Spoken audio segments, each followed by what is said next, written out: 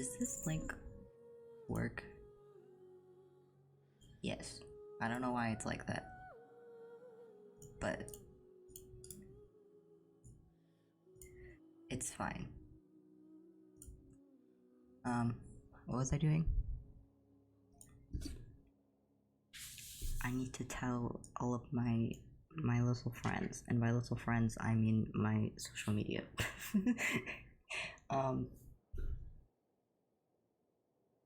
Listen, it's not my fault it wants to verify my files, okay? I don't know why it wants to do it again when I did it literally last night.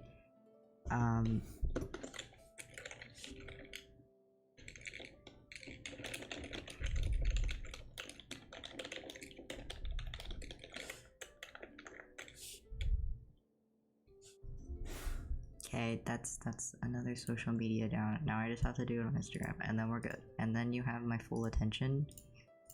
And also, we have to verify files.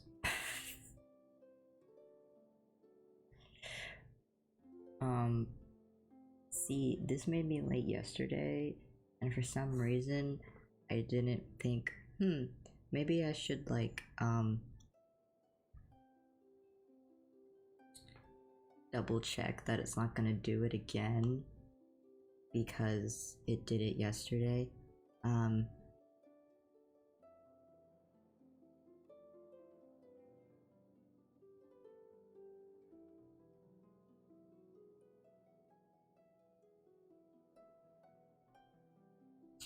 I don't know why it's doing this again. It doesn't do it every time.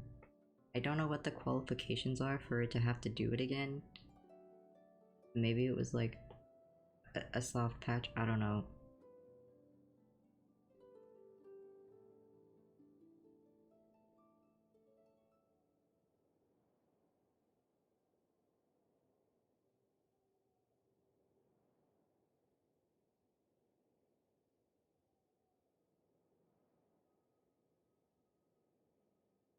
But hi, how's it going? I got Lyney last night. I think it's so funny because I wasn't even like, okay. I have to check the pity because I don't know what the pity was at. But it wasn't very high. It was like 20 or something. And I was like, I'm just gonna spend my primos so I have a clean slate. Because I like having a clean slate before I do exploration and stuff, so I see how much I got by exploring. Because I don't like doing math. So instead, I just spend all of my primos like a gambling addict that I'm not. And then I don't have to count. So I was cleaning as one does, and then you know what happens every time I've gotten a 5-star recently, like off stream, it's been after I skip the animation. Like I won't even know that a 5-star's coming. Like I'll like skip it because when I do these, I just skip through it because I'm not expecting anything to happen. So then I skip the animation, and then I was like, wait a minute, that's a really big silhouette. And then there was a gay boy on my screen. So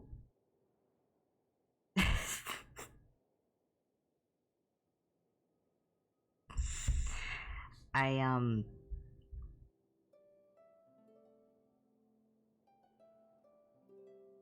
make of that what you will. But yeah, that's what happened when I got Lyney. That's what happened when I got the leaf sword, which I am still kind of mad that I have, because I wanted whatever the other weapon was on the banner. But you know what? It's fine. Live, laugh, love. You know what else happened today? I think it was actually yesterday, but I didn't see it until today, so in my brain it happened today. A lot of Splatoon things happened. the new season got announced. That's cool. They announced when the deep cut amiibos are coming out, which is November 17th, which I think is kind of crazy because it's like that's really close to my birthday. So it was kind of nice of them to plan my birthday present for me. It was. I really appreciate Nintendo doing that for me personally. It was very nice of them, but also they announced the Splatfest for like the anniversary Splatfest, and it's like it's the Idol Splatfest, which is like normally I would be like, okay, we always have an Idol Splatfest, which is just like. Actually, did we? I don't think we had a Pearl versus Marina Splatfest. Which honestly, kind of real. Don't put the girlfriends against each other. Anyway, it's the deep cut Splatfest, so it's who's the better leader, and it's Shiver, Fry, and Big Man. And like I know in my heart that Fry is the answer, and that's the what team I'm going to be on. Even though my favorite member of Deep Cut is Shiver, I actually like picking the one I think is actually correct. So I think Shiver is correct because she literally already leads an army of eels, and she seems the most put together of the three. I don't think Shiver could be a leader, and Big Man is too nice. So therefore, Fry wins. I think I also have to turn my audio back up because I was mindlessly exploring and killing things last night, and I didn't want to hear the game audio loud in my ears because then I couldn't see my funny YouTube video.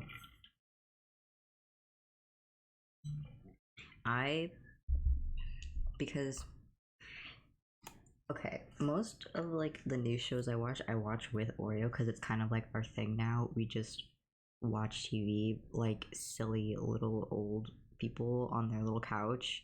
That's what we do. But like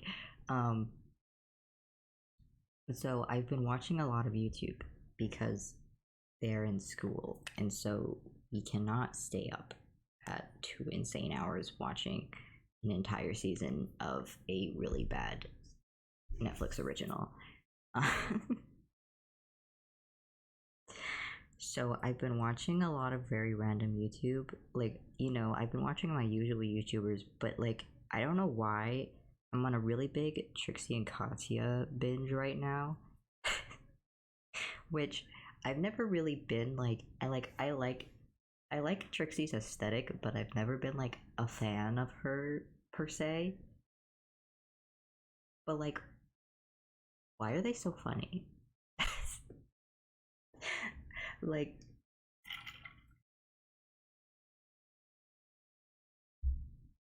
I don't know what I was expecting. Oh right. Forgot about you. He's here. A little bit awkward.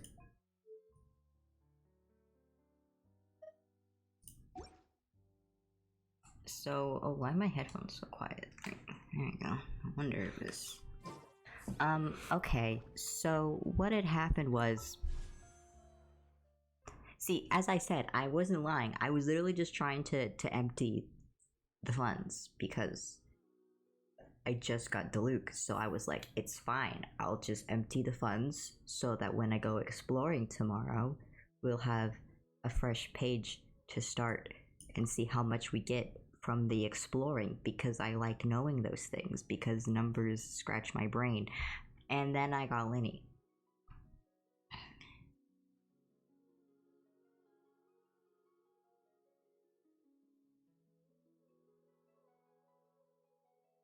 Like you can see the time gap. Like this is the last poll I did on stream, and then a little bit later I was cleaning out the repository, so to speak, and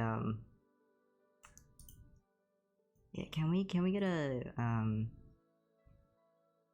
that's 15, like almost exact, I think exactly 15. That might be the earliest I've gotten a 5-star. I'm not 100% sure. Actually, no, you know what? You gotta see this standard history. Hold up, where is it? Is it still on here? Okay, they're not on the same page anymore, unfortunately. But, yeah, there was what, 3 in between Chi-Chi and Wolf's Gravestone? I've had some crazy pity recently. I just thought it was done being insane. But apparently not. Anyway, that's not what we're here for. I think I've stalled long enough. I think we're gonna unlock. We're gonna see where the world takes us. We're gonna talk to Charlotte. Apparently. The Phantom Thief! I love Persona. I'm sorry.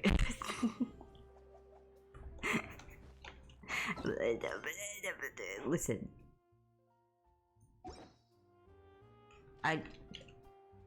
Okay, also, we have little baby builds. I don't have artifacts for him. His best in slot is the new set, and I don't have those. So, I also just gave him this because I don't value him over Yoimiya, so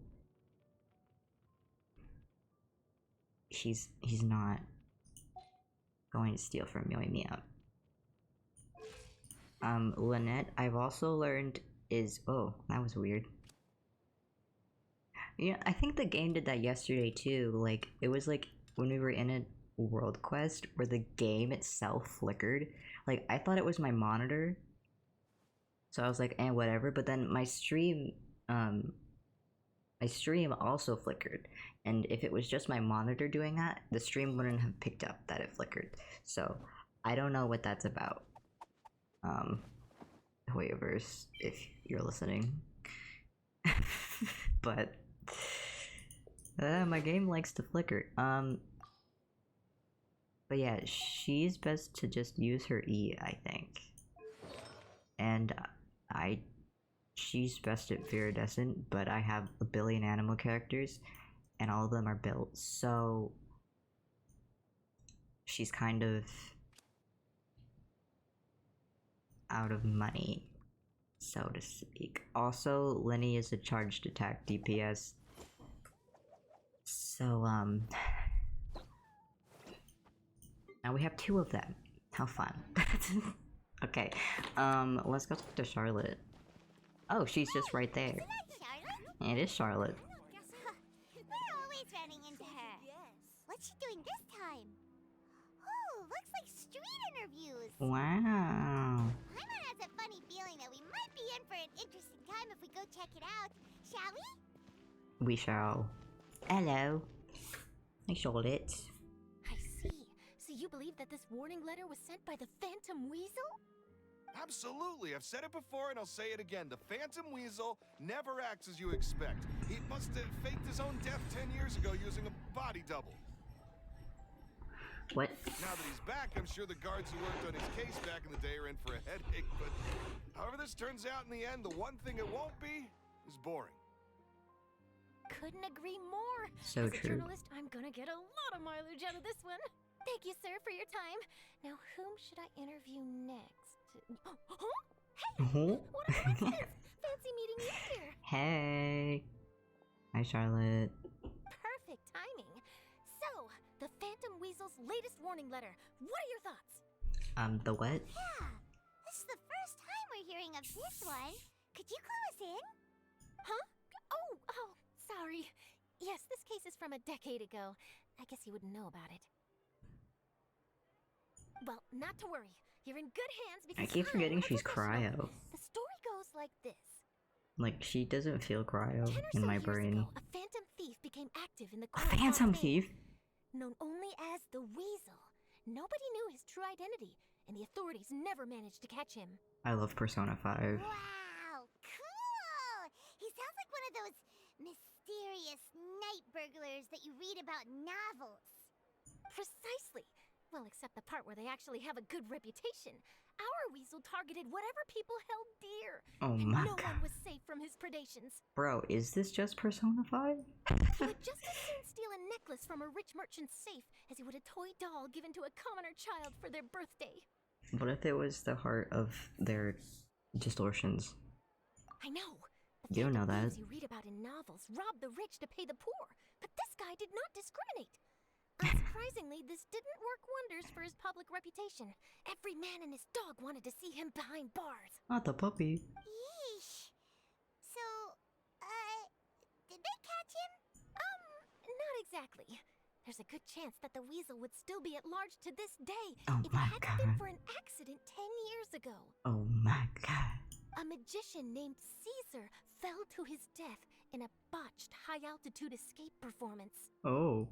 When the police went through his personal effects, they found a hoard of stolen loot and gadgets used for criminal activities. Oh my god. That was how the Phantom Weasel's identity was revealed to all. No way. Sure enough, thefts in Fontaine went down after Caesar's death. But today, 10 years on, the notorious thief has once again issued one of his warning letters and A pasted calling it on card? the gate of the Opera Epiclese for all to see. Bro. I'm sorry. The Persona 5 thing was a joke. Like, I know Phantom Thieves are like a real thing. Like, that's a motif. But...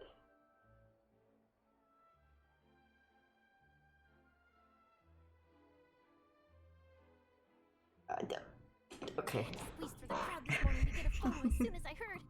Here, it's this one. Yep, I definitely know what this says. So, this is the warning letter, huh? I know, Let's see what he wrote. I appreciate that they still show us the text, even though it's a made up language, so that they don't have to translate it for every language this game is in. 3 days from now, when evening falls, I shall take from you that which you hold most dear at the Opera House, just as you did to me 10 years ago. What, their life? This is, without a doubt, a clear declaration of criminal intent. After years of laying low, the Phantom Weasel is back with a vengeance. Oh my god. What once seemed like an open and shut case has been blown wide open again. But why has he reemerged now? And what does he want? I sense an epic scoop, and I'm going for it. Uh-oh. If this thief will steal anything that other people value, does that mean even we might be targeted?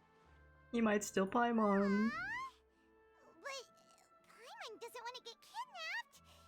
Well, he'd have to go through you first. You would stop him, right? Yes. Okay, the people I'm very have cool. spoken. It's clear Oh, that the hey. public are very concerned about the Phantom Weasel's reappearance. He's just chilling in the background.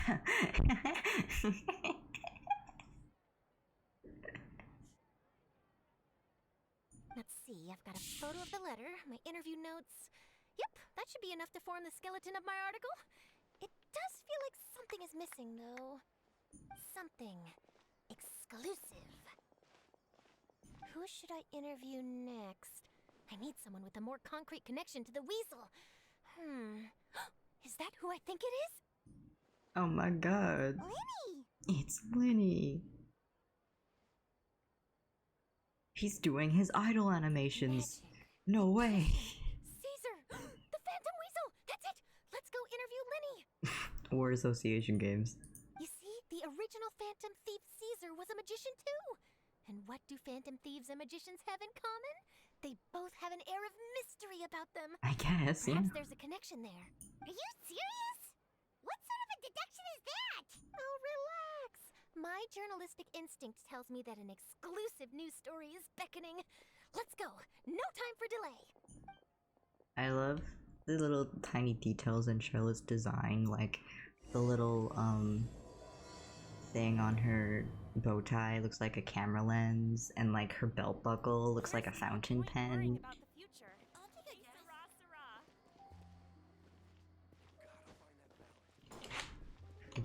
I like, oh my god, one of us has to change. This is awkward. Wow, Mr. Magician! How did you know which card I picked? Magic, duh. Oh, it's simple. Come closer and I'll let you in on my secret. Magicians have a special skill called telepathy, which means we can read other people's minds. Really? Then, what am I thinking now? Well, first you need to relax, because I can see that you're clenching your fist in your mind, as if to say, no, I mustn't let him guess it. Aww. Dang it. And now you're getting a little flustered. You're trying to find a way to empty your mind, to think of nothing at all. But the more you try to hide a secret, the easier it'll come out. You snuck out from home today, didn't you? You told your family a little lie so you could come out and play. Oh my god. Now, that's not a good habit. How does he know? You can tell? Oh boy, you really can read my mind. He's just being a big brother. Of course. Oh, and that's the end of my performance. You should really be heading home. Remember to apologize to your family, all right? They must be worried about you. All right, got it. Bye, Mr. Magician.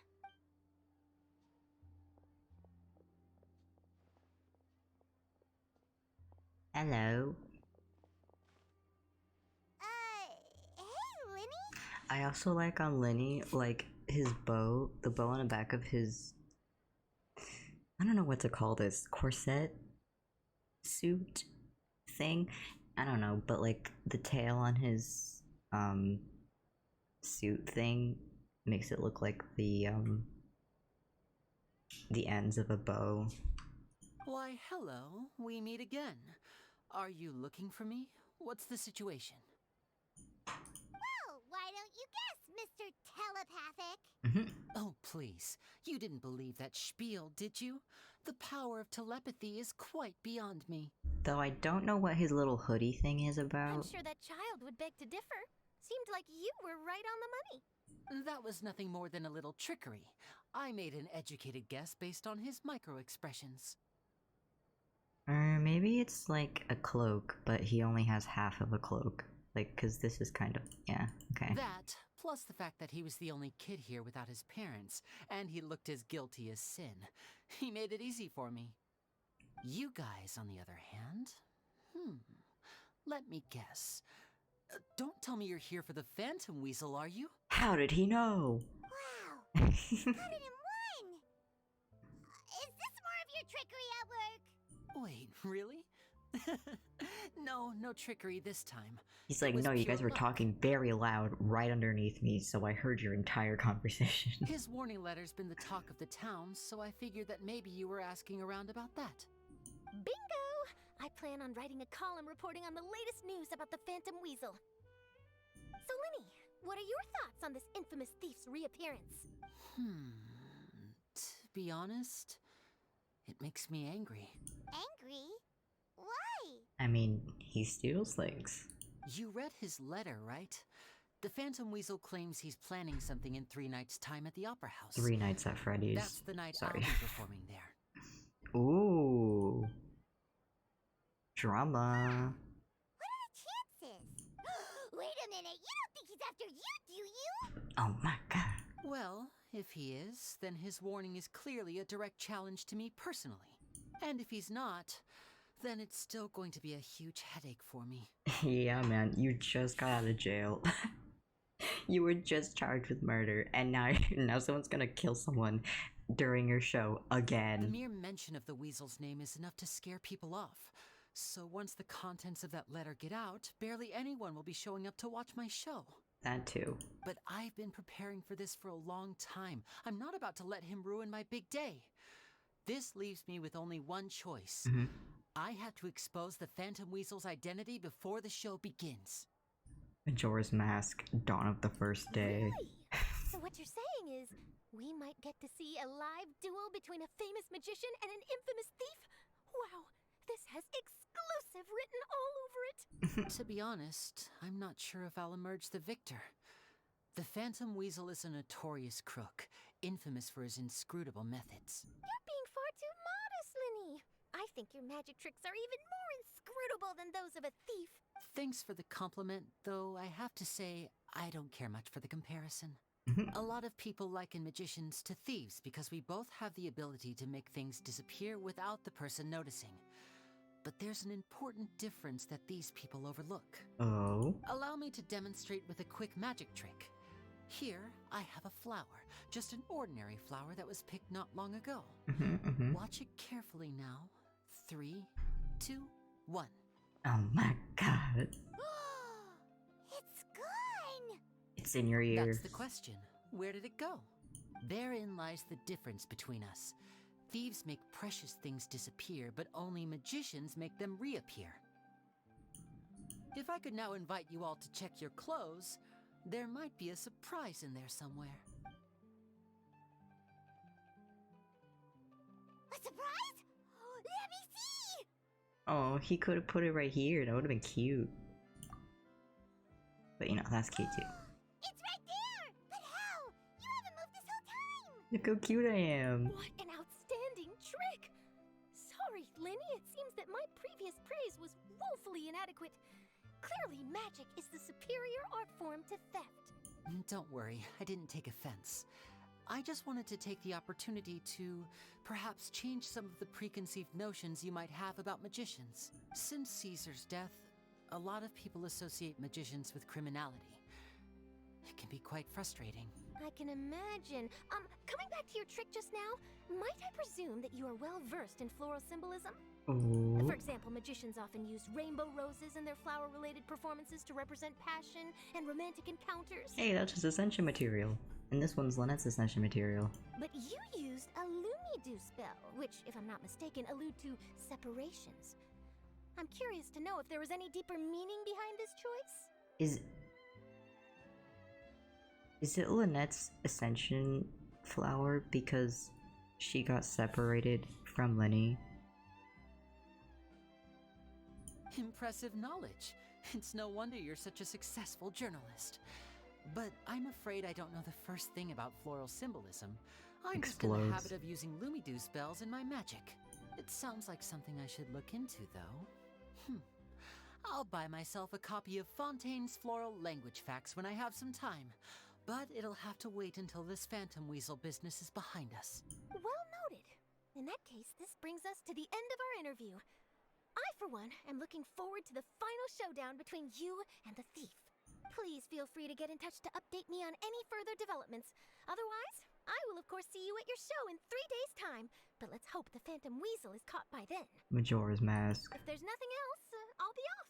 You've given me lots to work with here, and I've got no time to lose if I want to write that exclusive piece. I'll see you all later. Bye, Charlotte. So, Lyney, are you gonna tell us how you did that flower trick now? I'm afraid that's my little secret. Aww. Well, magicians are entitled to their secrets. But Paimon's really itching to know how it's done. You feel it too, right? So itchy! You should be able to handle the phantom Not weasel so guy. itchy then, huh? Well, since you're so concerned, how would you like to serve as my temporary magician's assistants and help me investigate? Okay. Magician's assistants? Oh, that sounds fun! Assistants are technically magicians too! Also, it'll bring us one step closer to figuring out how that darn trick is done! Shall we go for it? Sure. Excellent. Thank you for putting your trust in moi. The first thing we need to look into is who Caesar really was.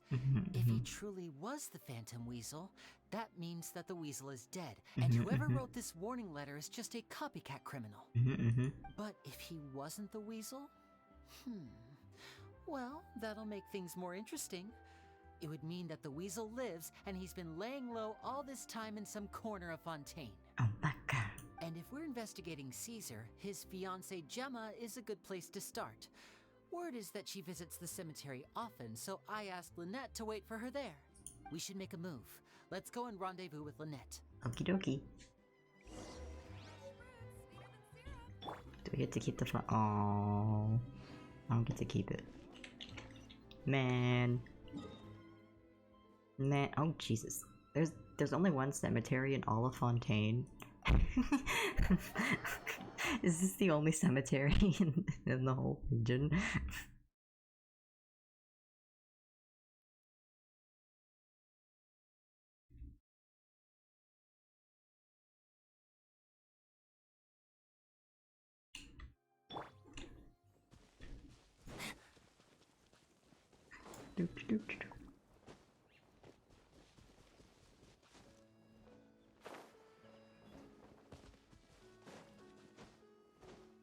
Hello. Lots of grieving today, innit? Lynette! My silly Billy. You took your time. Oh, Sorry, I bumped into the Traveler and Charlotte en route, and we ended up chatting for a while. It's been a while, Lynette. hi Lynette. I saw you yesterday. Working as Lenny's temporary assistant in the investigation of the Phantom Weasel. Phantom Weasel. Thank you.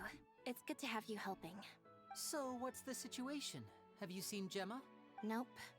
I've been here a while, and she still hasn't shown up. I keep thinking it says, have you seen Germa?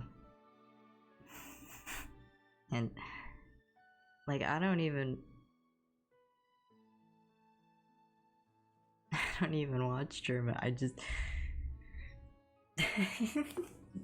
Also, ads are running, so, we'll pause for a minute. I also looked into, like, what the people are saying about the twins.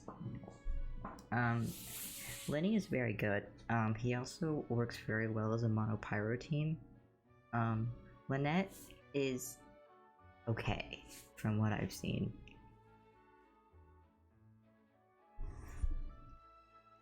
How bizarre. Maybe it was bad intel.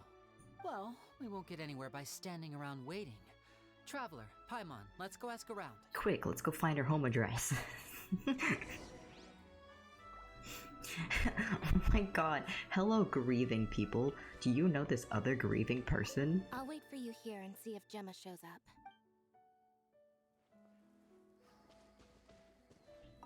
A lot of people here today, huh? When did this cemetery get so popular? Same thoughts here. What's going on? Oh hey, they're doing the artifact pose.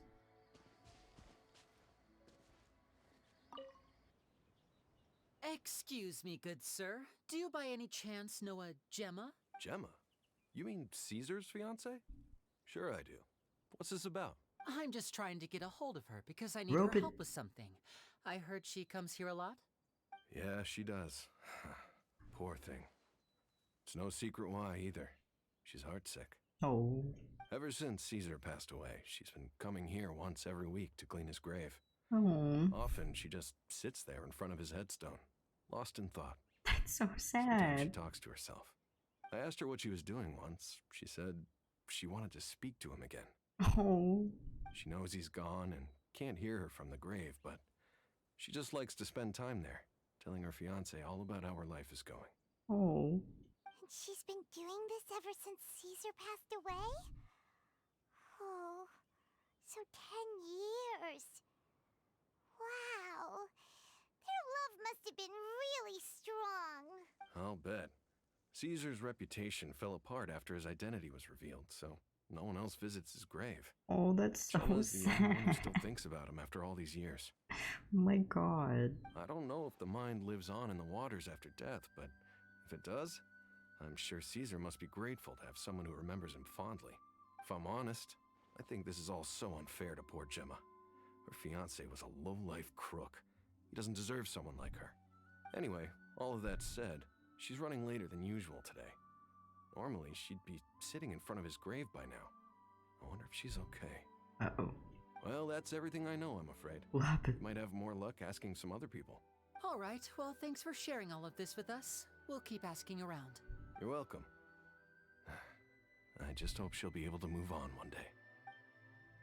God, that's so sad. She's been coming here every day for 10 years and just grieving. Did you hear the news? They're saying the Phantom Weasel's back.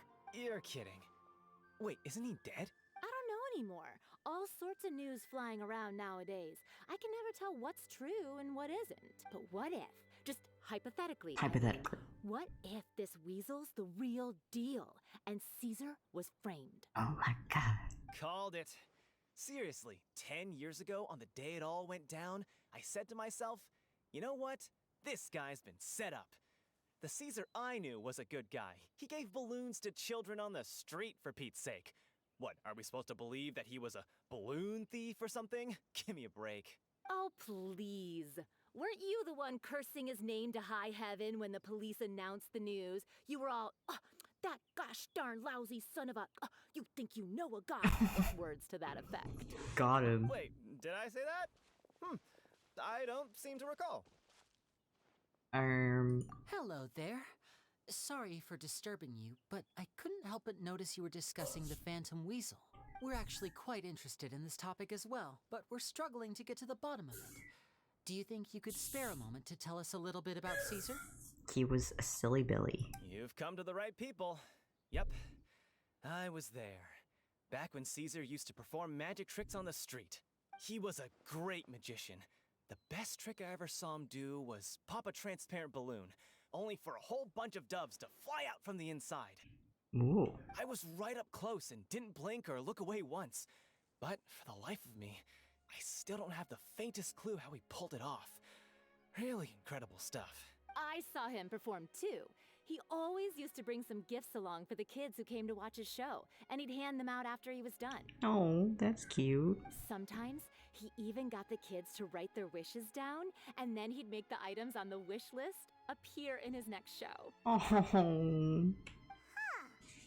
He doesn't sound like such a bad guy. that's so cute. But after he died, there were also rumors that he used the wish list to find out what was precious to people, with the intent to steal it later. As I'm sure you know, Stink. the Phantom Weasel would steal just about anything from anyone. Whatever the case, now that the weasel is back, Caesar's become a hot topic once more. I bet Gemma must be pleased. If Caesar's name gets cleared, maybe it'll finally give her some solace after all this time. What if the copycat's Gemma? And she's like pissed. Cause I mean, Oh, speak of the devil. That's her over there. If you've got any more questions about Caesar, she's definitely the one to ask. So that's Gemma. Is it just Paimon, or does it look like something's wrong? Wait, it looks like she's injured. uh-oh. Come on, let's see if she's okay. Gemma.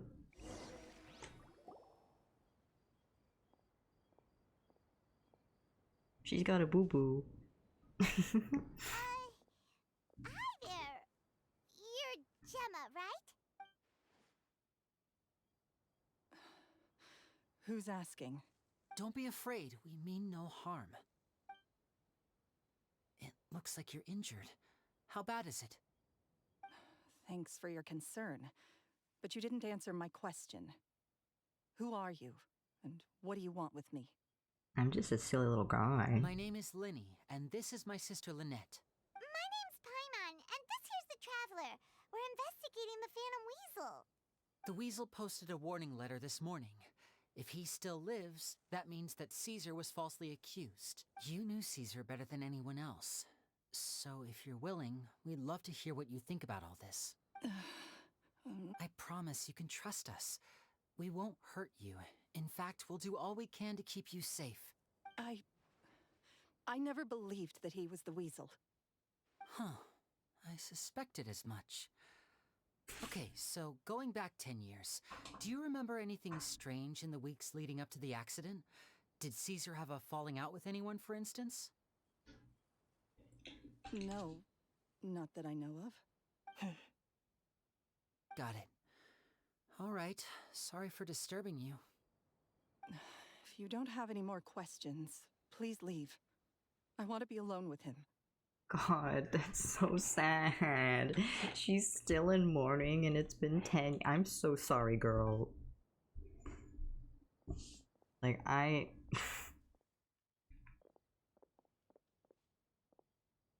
Judging by the look on her face, there's definitely something fishy about her. She's lying. She definitely knows something. She probably doesn't trust us. That's fair. We're just a bunch of strangers who showed up and started questioning her about things that happened a whole decade ago. Yeah. It makes sense that she'd be wary around us. In any case, I doubt we'll get any further here, so let's call it a day. Meet me outside Hotel de Boer tomorrow, and then we'll start the next step of our plan. Hotel de Boer. Hotel de Boer. What a bore. Am I right, guys? You guys want to explore until,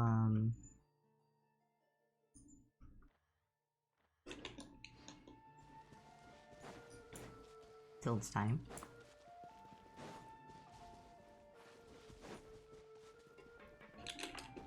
Robot fishies! You know what I need to do? Where is the fishing place? Like the fishing association, or whatever it's called.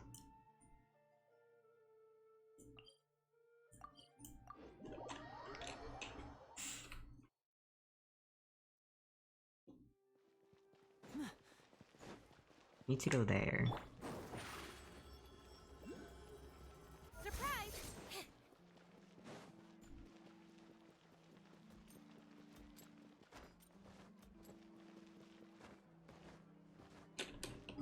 Am I going the right way?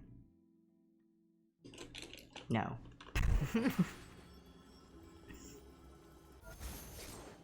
I don't know if I'm just stupid, but this place feels so hard to navigate.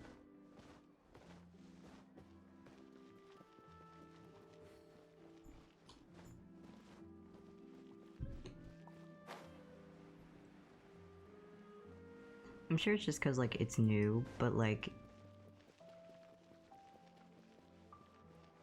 I never have any idea where I'm going.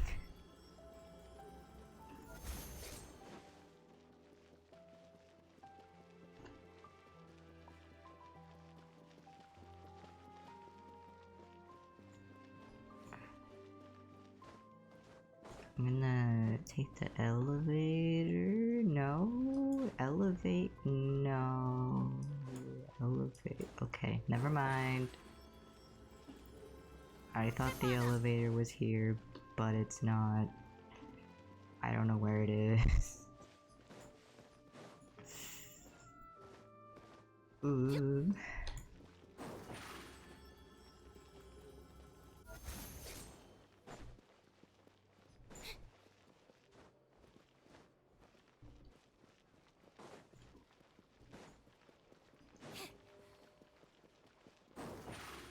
We're gonna get there eventually.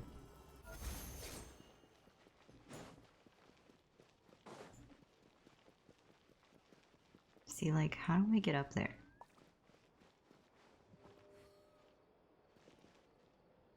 Like, I know I could just climb, but, like, there's elevators, but I don't know where the elevators are. Should be fine. I'm sure it'll.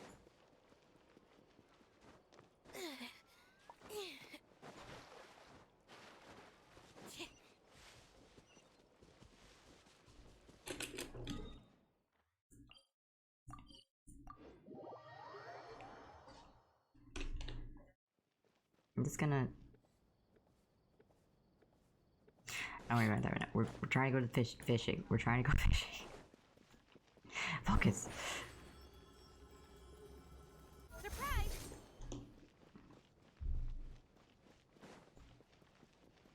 Fishing. Okay, I think I'm going the right way. No, I'm not. It's this way.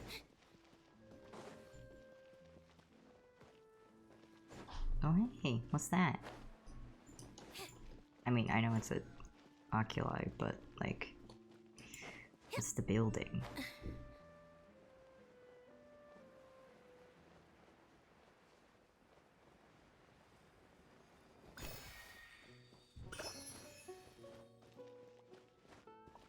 Okay, I think we're going this way.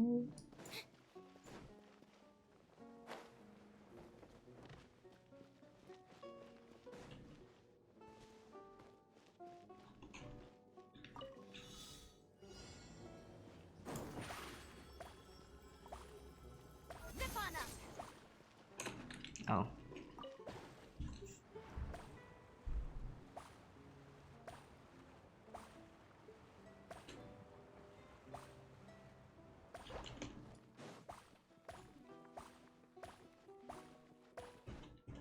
Oh god.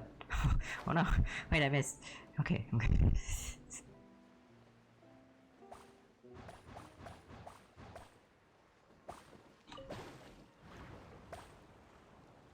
Where the hell am I going?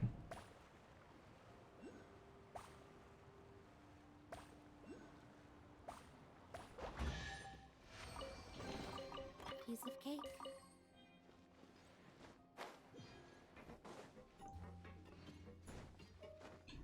Boing. Okay. Where is the place I'm trying to go?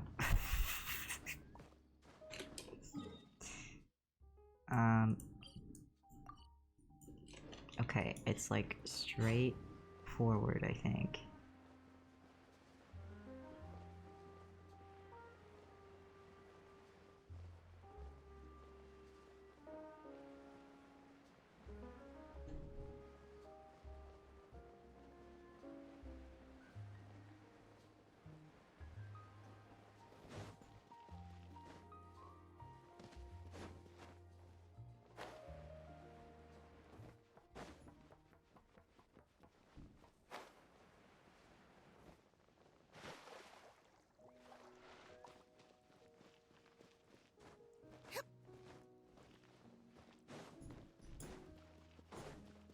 It's like right here? Question mark.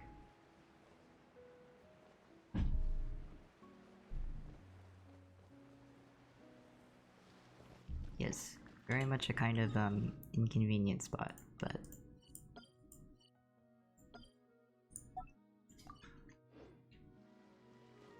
hello.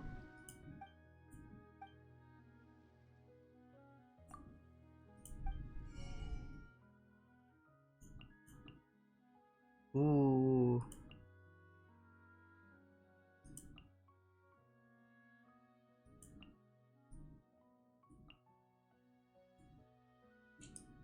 Oh right, the pipe. I forgot about the pipe. Okay, wait, I forgot I don't have any fish. Can I catch any of these?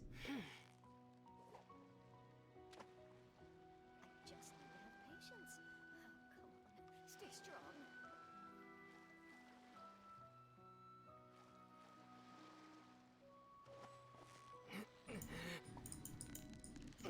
Fishy. Yeah, you nearly got him! Whew, that was a tough fight. There's so many fishies. I just need to have patience. Don't mind me. Stay strong. Just fishing.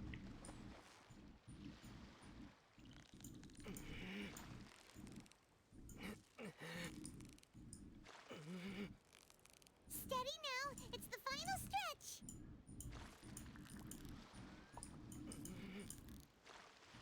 Whew, that was a tough fight. I just need to have patience. Oh, come on. I don't think catch that one. I might need the special bait for it.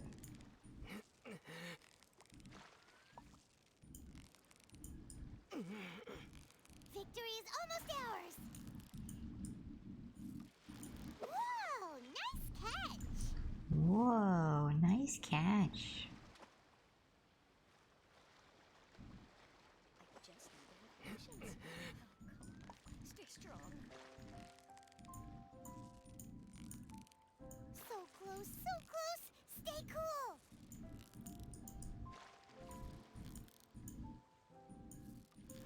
Whoa, nice catch.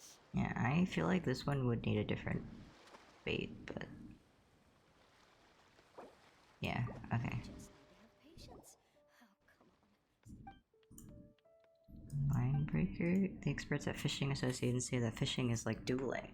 Fishers use their rods, line, and bait as weapons, and they wrestle against the might of the fish. Calling it that sounds really strange. It's just fishing, right? Unless we're talking about those super massive fish, the ones that can't possibly be landed.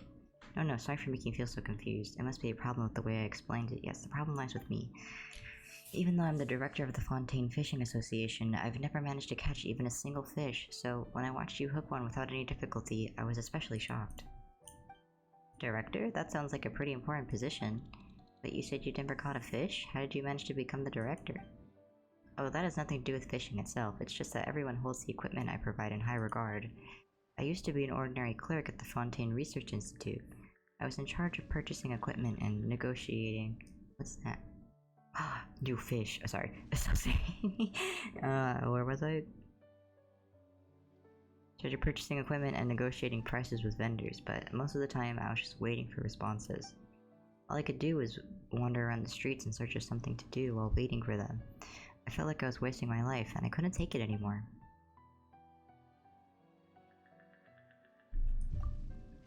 I don't mind a job like that. Thankfully, my new friends at the Fishing Association... I met new friends, sorry, and they introduced me to the fun of fishing. After getting hooked on this hobby, my life took a whole new direction. To repay them, I provided them with lots of equipment sitting around unused by the Institute. Using the kits I gave them, the members of the association started getting quite a few more bites. They credited me for their newfound success, since I was familiar with the process of interacting with vendors and had an excess of free time. Everyone elected me as director. But even though I am now partially in charge of it, I've never caught a fish, not even a fry as big as my finger. I can't help but feel like I'm not doing my job. Maybe you were just super unlucky. Maybe the fish are like you, wandering off for a swim instead of doing their jobs. But we caught some fish just now, which means the fishes are back at their posts and doing their jobs. Why don't you give it another shot? That sounds like a good idea. We'll give it another go.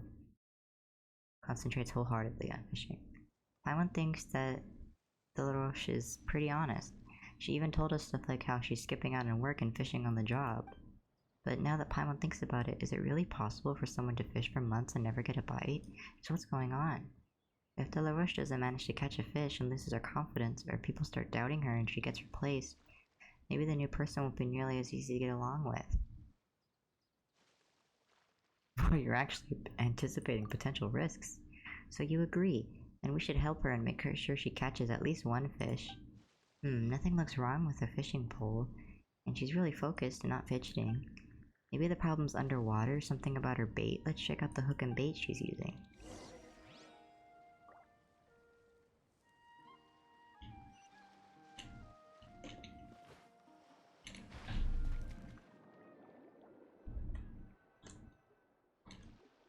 Delaroche hook doesn't have any bait. Even a layman knows that fishing requires bait. How do you even catch a fish with an empty hook? If we ask Delaroche directly, it might seem like we're insulting her. It might even be a bit rude. Let's talk about it in general. Good idea. Let's try to be more tactful this time. Let's think of it as a practice for dealing with any well-intentioned but very confused people we might run into. But we already dove down here to check her hook. Leaving it completely bare like this is kind of a shame. Let's put a fish on it. Whoa, that's pretty direct.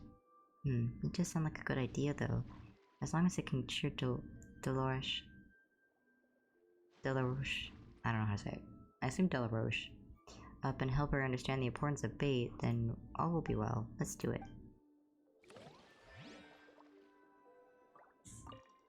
What kind of fish did she put on the hook?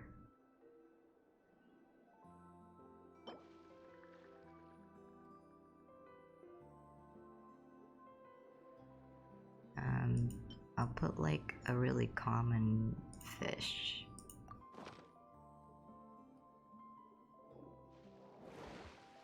I really caught a fish, you two were right, oh so right. It is as though you can see the future. Come on, let's talk to her about the bait. She's still in a good mood.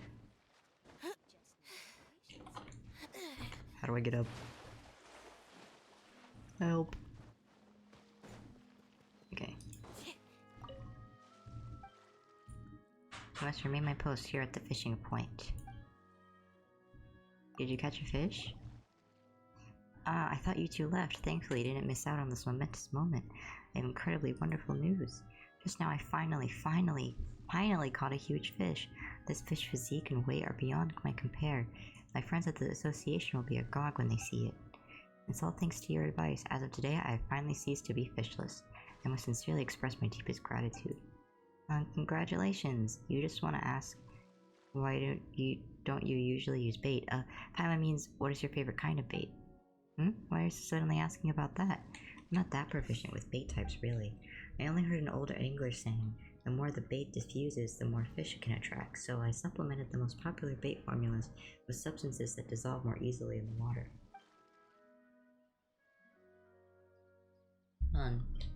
Does that mean the overly soft bait will lose out to line breakers in battle? Is that why I never managed to catch a fish? It didn't lose, it just dissolved. Oh, so it's not that she didn't use bait, but the bait she used completely disintegrated? If it just turned into soup in the water, then why would the fish ever bite the hook? I think I understand. I finally understand. You two have granted me the essential epiphany. Please accept my sincerest thanks. Of course, this meager reward isn't enough. Once I become a master angler, renowned throughout Fontaine, you will be known as my distinguished mentors. Such a title will be priceless.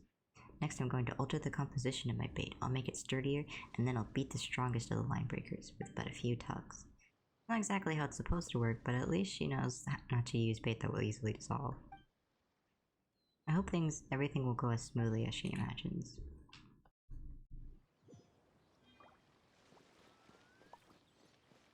Okay, now we can rendezvous with Lyney. When I get— oh, I just got Primos. Doo. Hey yo, Lyney, I caught some fish.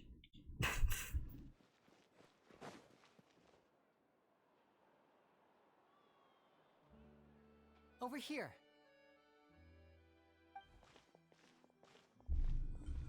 Lynette's not joining us today? I've had her follow Gemma and see if we can make any inroads with her.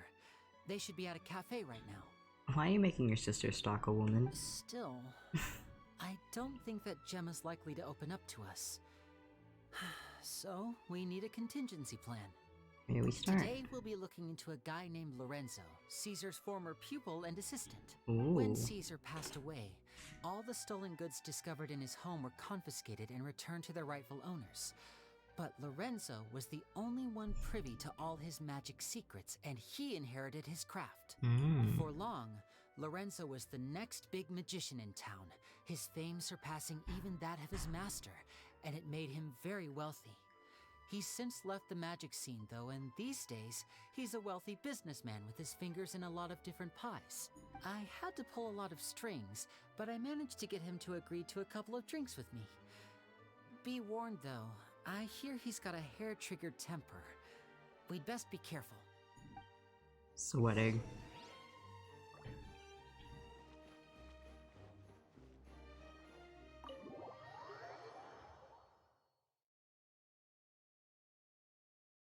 He like flips the table, throws cake in my face.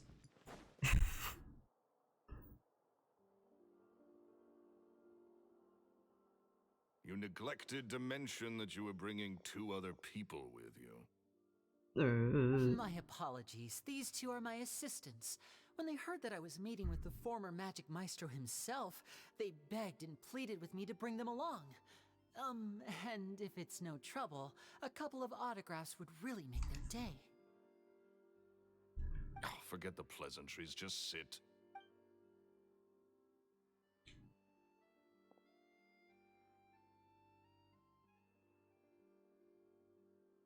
Get a load of this guy.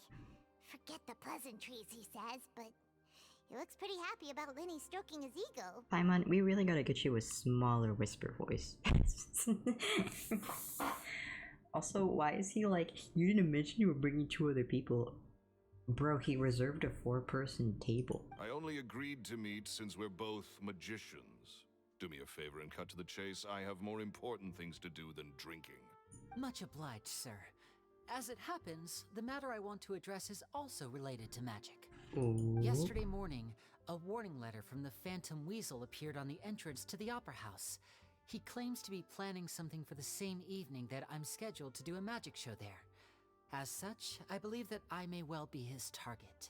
I have to get to the bottom of this to ensure that my show can go ahead as planned. Naturally, any investigation into the Weasel starts with a few questions about Caesar, who— What is there to investigate? Caesar was the Weasel and he's been dead for 10 years. So what if some sick creep thought it'd be funny to write a warning letter? It changes nothing. Are you trying to tell me you actually bought it? Please, sir, no need to get so worked up. I do concede that a copycat is but one possibility. Possibility? It's a fact, Lyney. Look, my patience is limited, so listen carefully while I'm still willing to put up with you. The weasel is dead. Period. Period. Everyone knows that, so do yourself a favor and quit this investigation. It'll lead you nowhere. Look, if this affects your magic show in any way, I will personally compensate you for any losses. Oh, sir, I'm honored, really. But this isn't about finances for me. My pride as a magician is what's at stake here, Lorenzo. Copycat or not, this person has thrown me the gauntlet, and I must meet their challenge head on. Your pride? Don't mince words with me, boy. Just tell me, what exactly are you seeking to do? I want to find out the Phantom Weasel's true identity. I have to know for myself what really happened 10 years ago. What would that accomplish? And what do the events of 10 years ago have to do with you, anyway? Look, you of all people should know that a magician never reveals their secrets. And in any case, dead men don't talk. So if you really care about your magician's pride, then you'll forget about Caesar and move on. I don't know if he's the weasel, but I think he framed Caesar so that he could get all of his magic tricks or whatever, so he could become famous and rich. Uh-oh. This is getting awkward. And that's why he's so like, grr, don't talk about that. Is that? Oh, it is you! I know that big, booming voice anywhere. What's up, my Big man? what? Wanna grab a drink with me? Another day, I'm busy. Oh, come on! You can't be all business all the time. You know what they say? Live fast, die young. Die. You gotta learn how to kick back and relax once in a while. If I wanted your life advice, I'd ask for it. Now get out of my face and go be drunk somewhere else. Jeez. Sorry, my good sir. I don't believe I've had the pleasure. Oh, hey! Edmondo. He and I are business pals. We worked together a bunch of times. This is your first time meeting him? Oh, he's always like this. Foul-mouthed and hard-nosed. Never heard a kind word out of this guy the whole time I've known him. And they were business partners. And he wonders why he can't get a girlfriend, despite being, what, pushing 40, 30, something? Anyway, point is, a lot older than when he first got rejected by the girl he was into. And he's still into, from what I hear. Shut up and get out of my face. Another word out of you and you can forget about doing business with me ever again. Do I make myself clear? Sorry, I may have had a little too much to drink. All right, I'm gonna leave. Don't work too hard. What if he likes Gemma or whatever?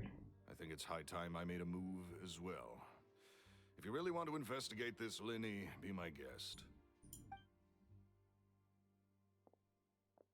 But if nothing good comes of it, don't say I didn't warn you. Well, that's not ominous.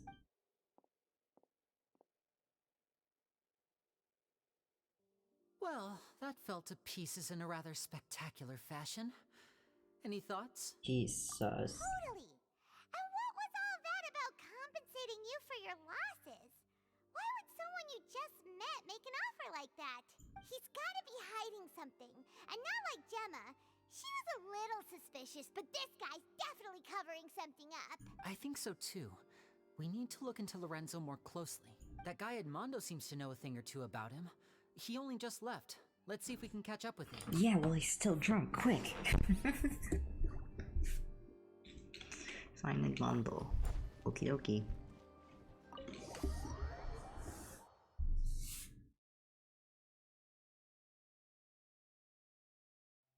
Hello. Oh, there he is.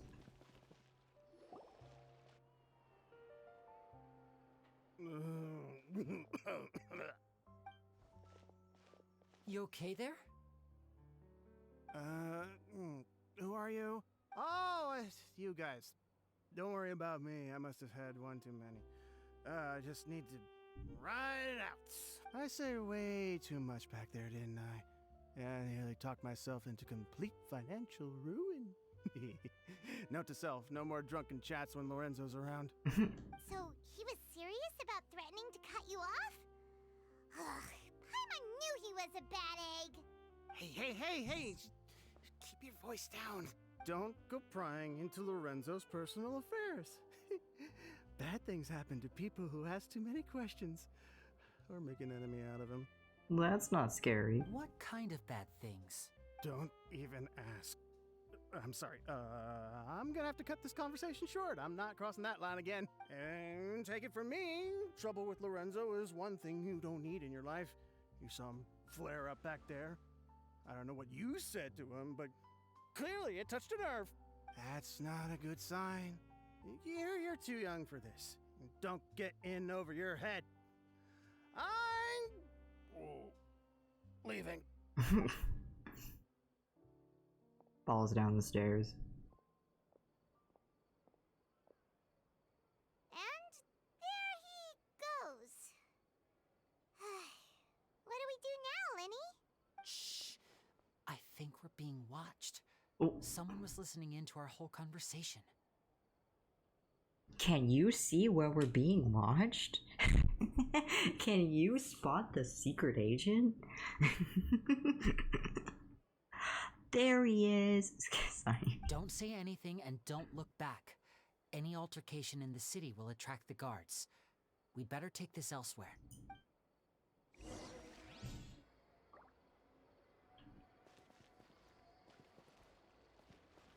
I don't see him.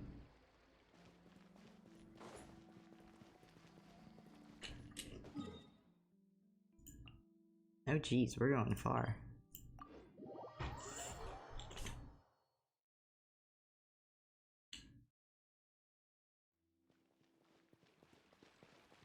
Look at me, not being suspicious at all.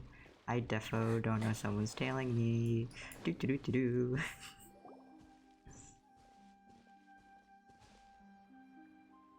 You followed us a long way. Why don't you come out and introduce yourselves? Oh god. So you're Lyney. And where's your sister? Ain't she with you today?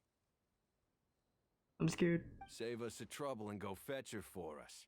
Let's not drag this out. Paimon doesn't like the tone of your voice, mister. Who sent you, huh? Save your questions, missy. You ain't gonna need answers where you're going. Capiche? Oh, I'm gonna beat him up. Looks like we can't avoid this fight. Now, I'm not the strongest fighter, so I hope you're ready to back me up. Me when I lie. Don't worry, we got this. His scaling is insane.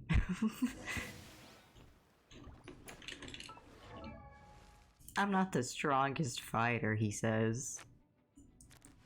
I'm not the strongest fighter, he says.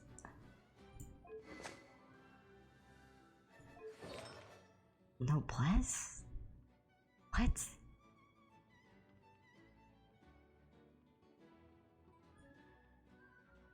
I think that's a little silly.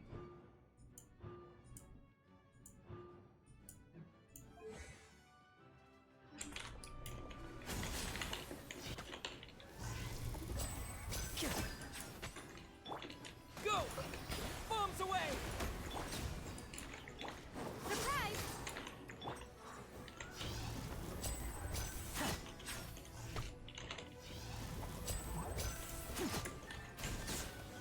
Bro, they're throwing knives at me. Curses. They're tougher than we thought. Yeah, we thought. Vision wielders are always trouble. Intimidation ain't gonna work like it did on the lady. Uh-oh. Come on, let's scram! Wait, did they got Gemma? Guys, we ain't through with you yet. Oh, they got away. Did you catch what they said just before they left? Something about intimidating someone else. Sounds like they just wanted to rough us up as a scare tactic. And they've already done it to someone else, but who? Gemma. She was injured when we saw her yesterday, and she acted like she had something to hide. Maybe she was too scared to tell us the truth because those guys had threatened her. Well, if that's the case, she should be more willing to open up to us when she learns that those thugs won't be bothering her anymore. Let's head back to the cafe and see if we can get any information from her. Hold up, I gotta get these flowers real quick. Okay, now we can go.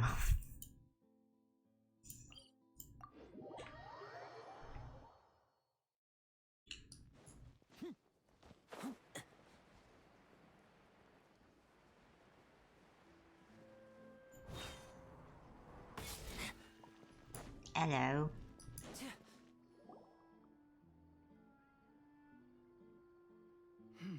Sure, this isn't awkward.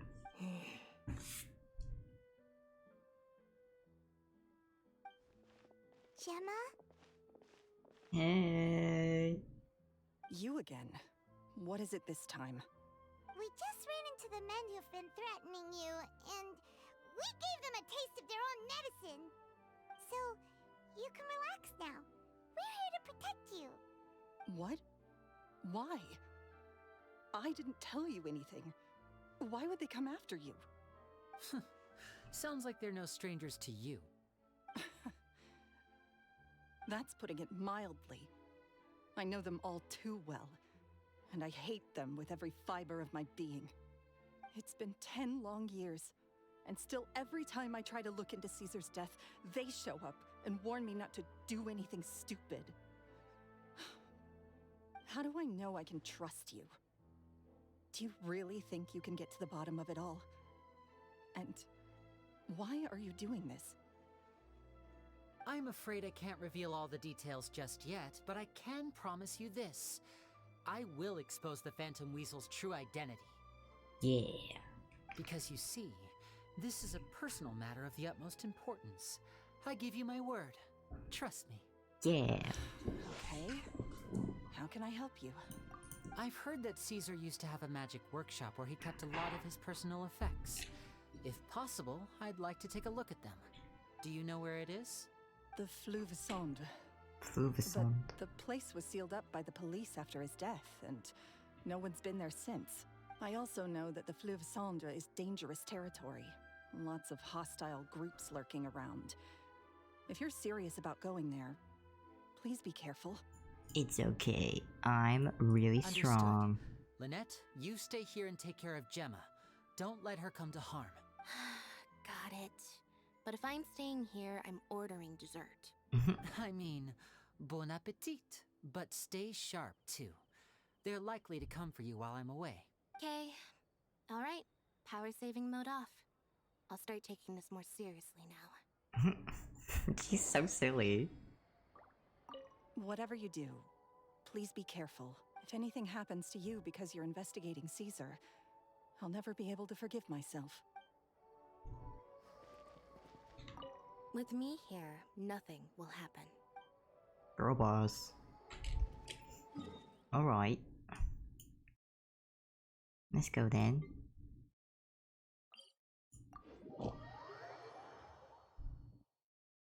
Wait, wrong one.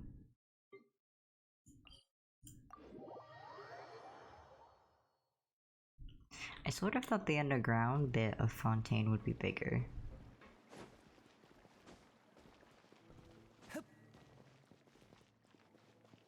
You know?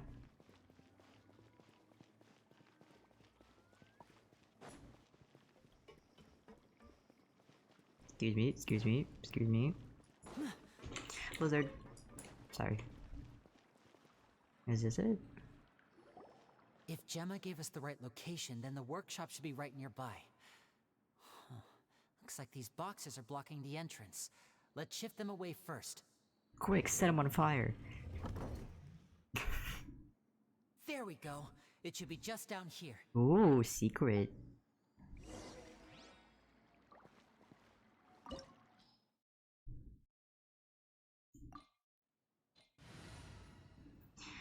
Alright. From what I know about Lyney, he is best run with Mono Pyro. Gonna be epic. So... I can't wait any longer! we ballin'.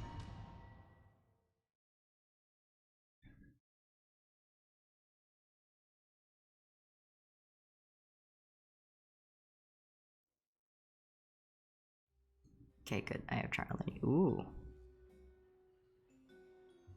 What is that?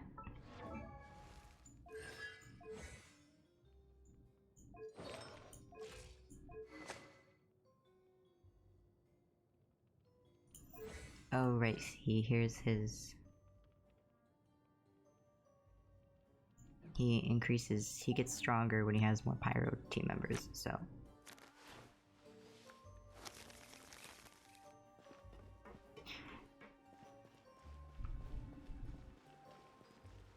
Is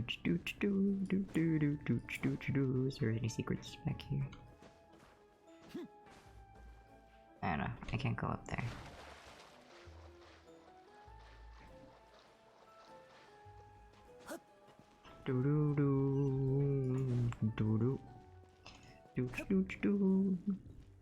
Sneaking around under the ground.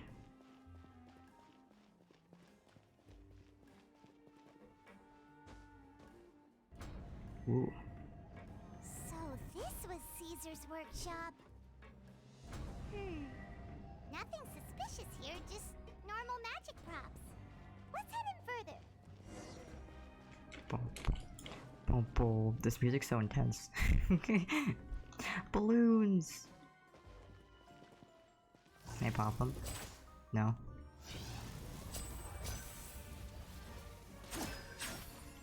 Look at my kitties. Me and the boys. What was that? Oh, is this one of Caesar's gadgets? Guess we must have triggered some sort of device.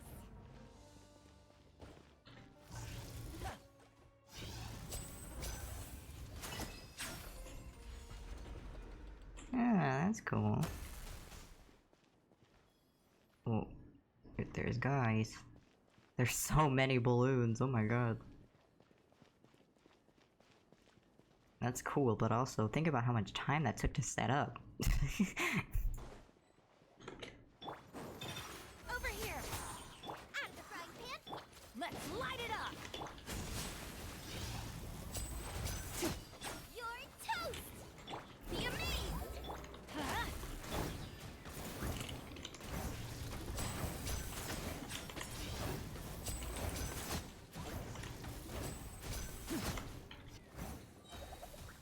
Whoa.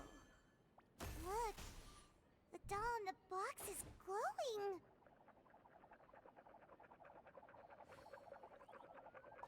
The little sound effect. There's something written on the card on this doll. Let's take a closer look. It's like a little dove. I want a robot with cool powers. You need your parents' permission to own a pet. You also need to take good care of it. I brought a fluffy dove toy for you this time. If you're ready to own a pet, I'll make a real dove appear for you next time. I want a bucket of fried chicken that never runs out. I'd like a new bag. There's no such thing as fried chicken that never runs out, just as there's no such thing as children who never grow up. Also, eating too much fried food is bad for you. Make sure to pair it with something healthy like a salad, alright?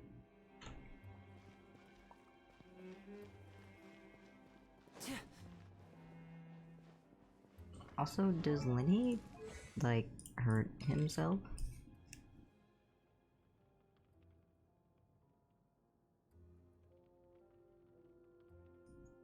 Yeah, he does. I think...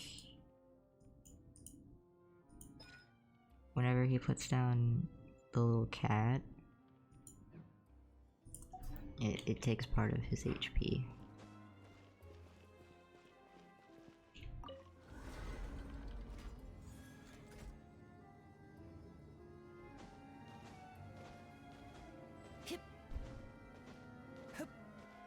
Ooh. What was this way? Looks like we've reached the end of this route. Shall we try a different one? Ooh, look at the ooh, this is cool.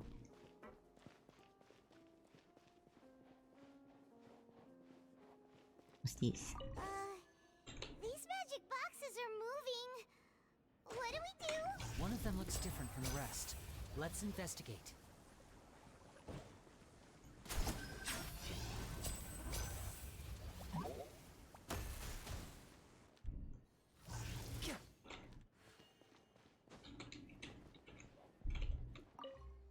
When do we get to go to your wedding, Uncle Caesar? I want to watch your shows even when I'm grown up. Do you want to go on tour? Can't you stay here with us? Oh my, this round of wishes has rather exceeded my expectations. The wedding will be held very soon, and don't worry, you're all invited. This tour has already been scheduled, but I'll definitely be back, and you'll always be welcome at my shows if you like magic. Oh.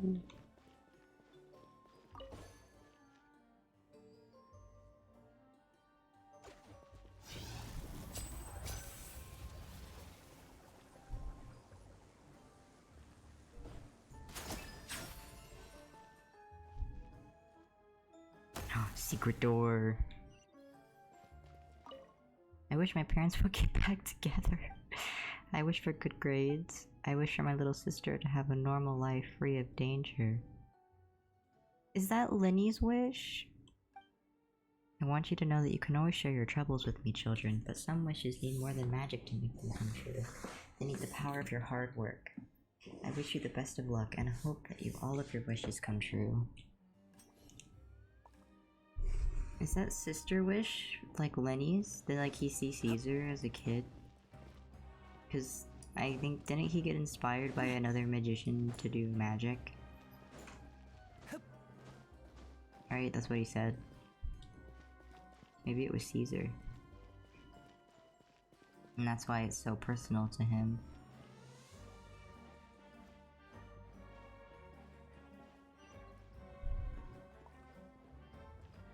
Water bowl.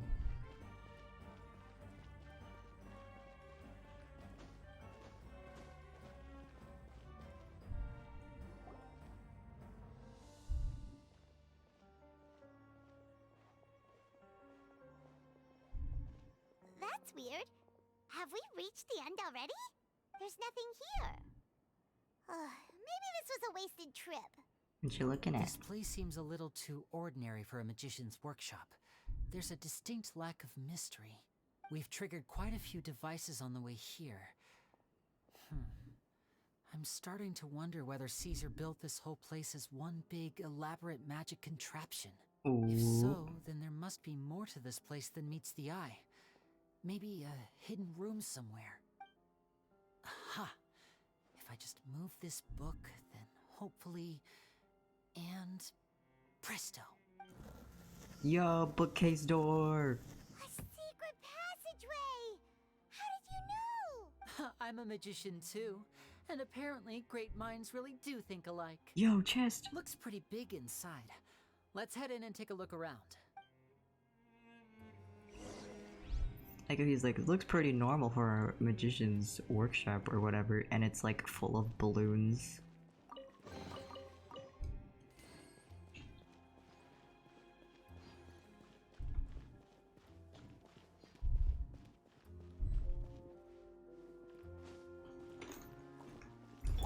Nice and spicy. Everybody stand back. Let's get this show on the road. Step on up. And voila.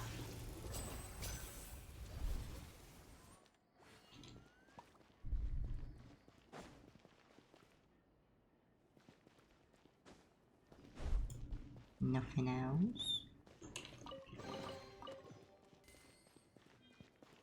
Okay. Uppies.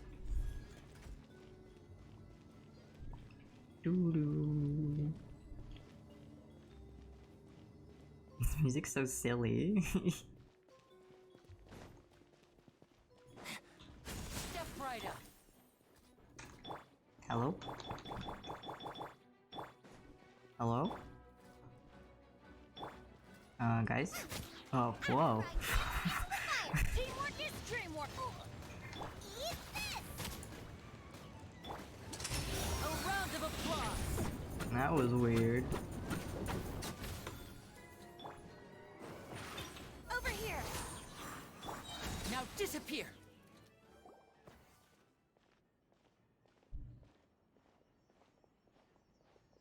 What's this then? Why have you stopped, Lyney? Is there some device in that box? Huh. It just looks familiar somehow. Let me check this out for a second while you guys go on ahead. If If anyone makes a major discovery, let's rendezvous here.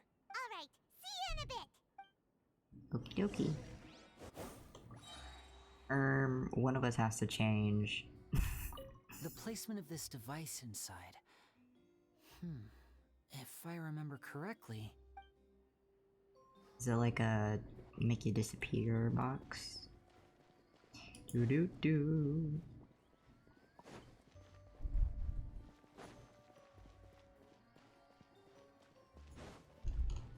Ooh. Make sure there's nothing over here.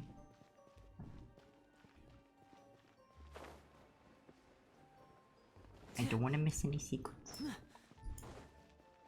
What's this?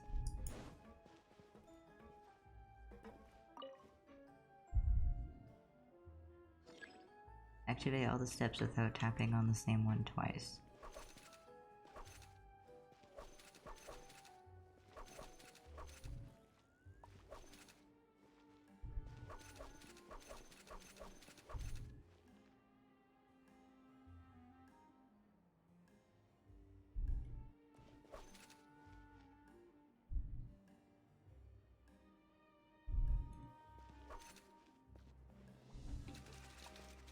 Oh, okay. I can't do it like that.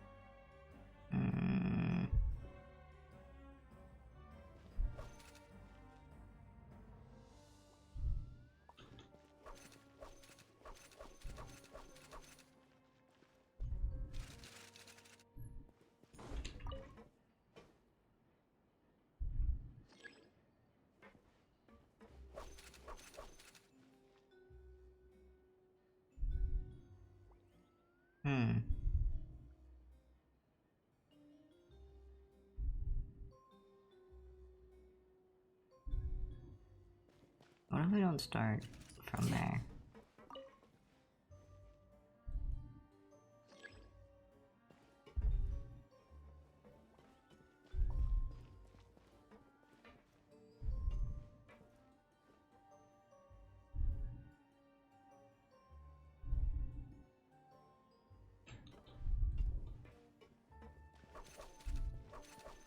Oh, I missed one.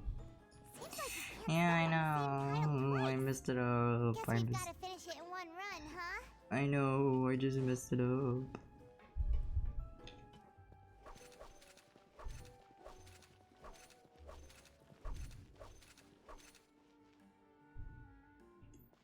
Okay. What I want to do.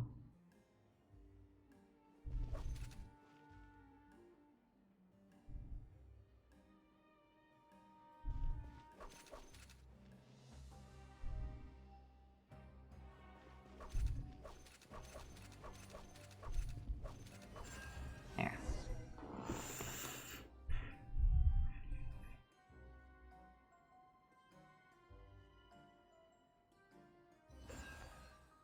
Oh, it made a hat.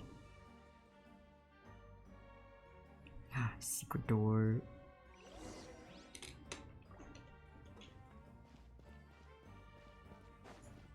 Wow!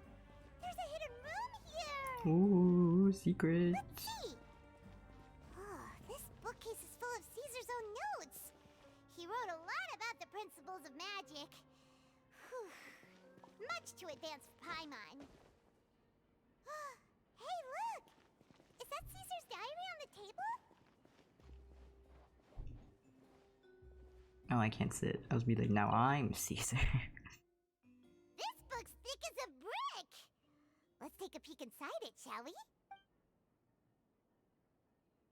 About the wish At list. one of my shows a few days ago, a child asked me how I pulled candy out of my hat.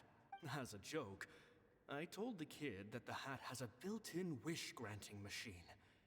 Next thing I know, Today, a whole bunch of kids were pestering me to pull all sorts of things out of the hat. So I told them another white lie. The machine needs time to power up, but in the meantime, you can write your wishes down. Well, they took me up on that offer, enthusiastically. As I write this, I've only just got back from running around all over town, buying the things they wanted. Oh. Boy, are my legs sore. I wound up saving very little this month, but that's not a major issue. I now have a bigger problem. How am I going to hide all these things inside my hat? 2 children came to talk to me after today's show. I don't know why they were out on their own. They looked much too young to be unsupervised. Oh, it's I Lyney and do hope Lynette, they got isn't home it? safely. Anyway, they said that they wanted me to teach them how to do magic. It's not uncommon for children to ask this, of course, but I've never seen any of them as serious about it as these 2. I told them that learning magic is very hard work, but that didn't faze them at all. It's like they already knew. They seemed so committed. I couldn't turn them down. It seems like something's bothering Lorenzo lately, but he won't open up to me about it. Surely he's not upset that I agreed to teach those 2 children. I'll have to talk him around. I have a good feeling about those kids. They're naturally talented, and it seems like they're not new to the world of magic. They have all sorts of fantastic ideas. All I'm really doing is helping them develop a more professional standard training plan. They wanted to call me Master, but I told them they absolutely mustn't. Any magician worth their salt could have taught them what I have. They're the geniuses here. Compared to them, I don't deserve to be called any sort of master. With time, I have no doubt that they could become far greater magicians than I. My only concern is why they're so mature for their age. I fear they've had to grow up too fast. I don't dare to imagine what they must have been through. Yeah, I'm assuming this is Lyney and Lynette. Which, if that's the case, I'm kind of surprised Gemma didn't recognize them.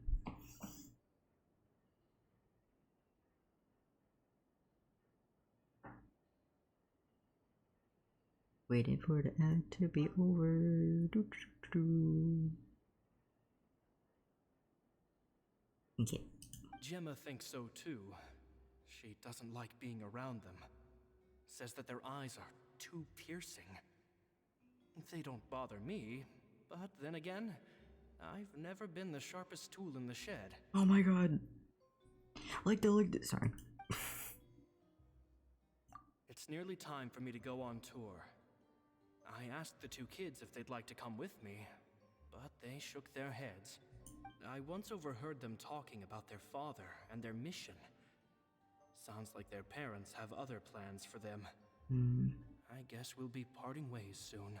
It's only been 10 days since I first met them, but I think that I've gotten a feel for their personalities now. They're very tough, but also very cautious, and they trust no one but each other. This, I fear, is not a good habit to have. They hide things from me too. For example, when I asked them where they live and why they wanted to learn magic, they lied. That's the thing about children. Whenever they're trying to cover something up, it always shows somehow. Oh, that's why Lyney was able to tell that kid was lying about, like how he's lying about sneaking out, because he did the same thing. I can sense that their lives have been hard. Possibly even dangerous, too. They're not like other children. It's a shame that I can't do more to help them. After thinking things over, I decided to tell them a bit about how I see the world. It's full of lies and falsehoods, and that is why we must find our own truth. P.S. Live your I hope truth. they won't find my nagging annoying. Children are so opinionated nowadays. Will it do them more harm than good for someone they've only known 10 days to lecture them like that? P.P.S. Maybe I'm overthinking this. Children aren't interested in grand philosophies. probably just went in one ear and out the other. I bet they've already forgotten every word I said. Oh, Caesar, Caesar. Just mind your own business next time. Two magic geniuses with a father and a mission, huh? Sounds a lot like he was writing about Lyney and Lynette, don't you think? Yeah, almost like he maybe was. So did they meet Caesar when they were kids? Let's go ask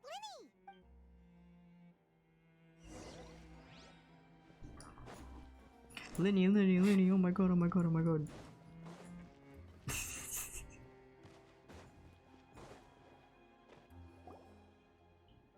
Lyney? Shh, hold that thought.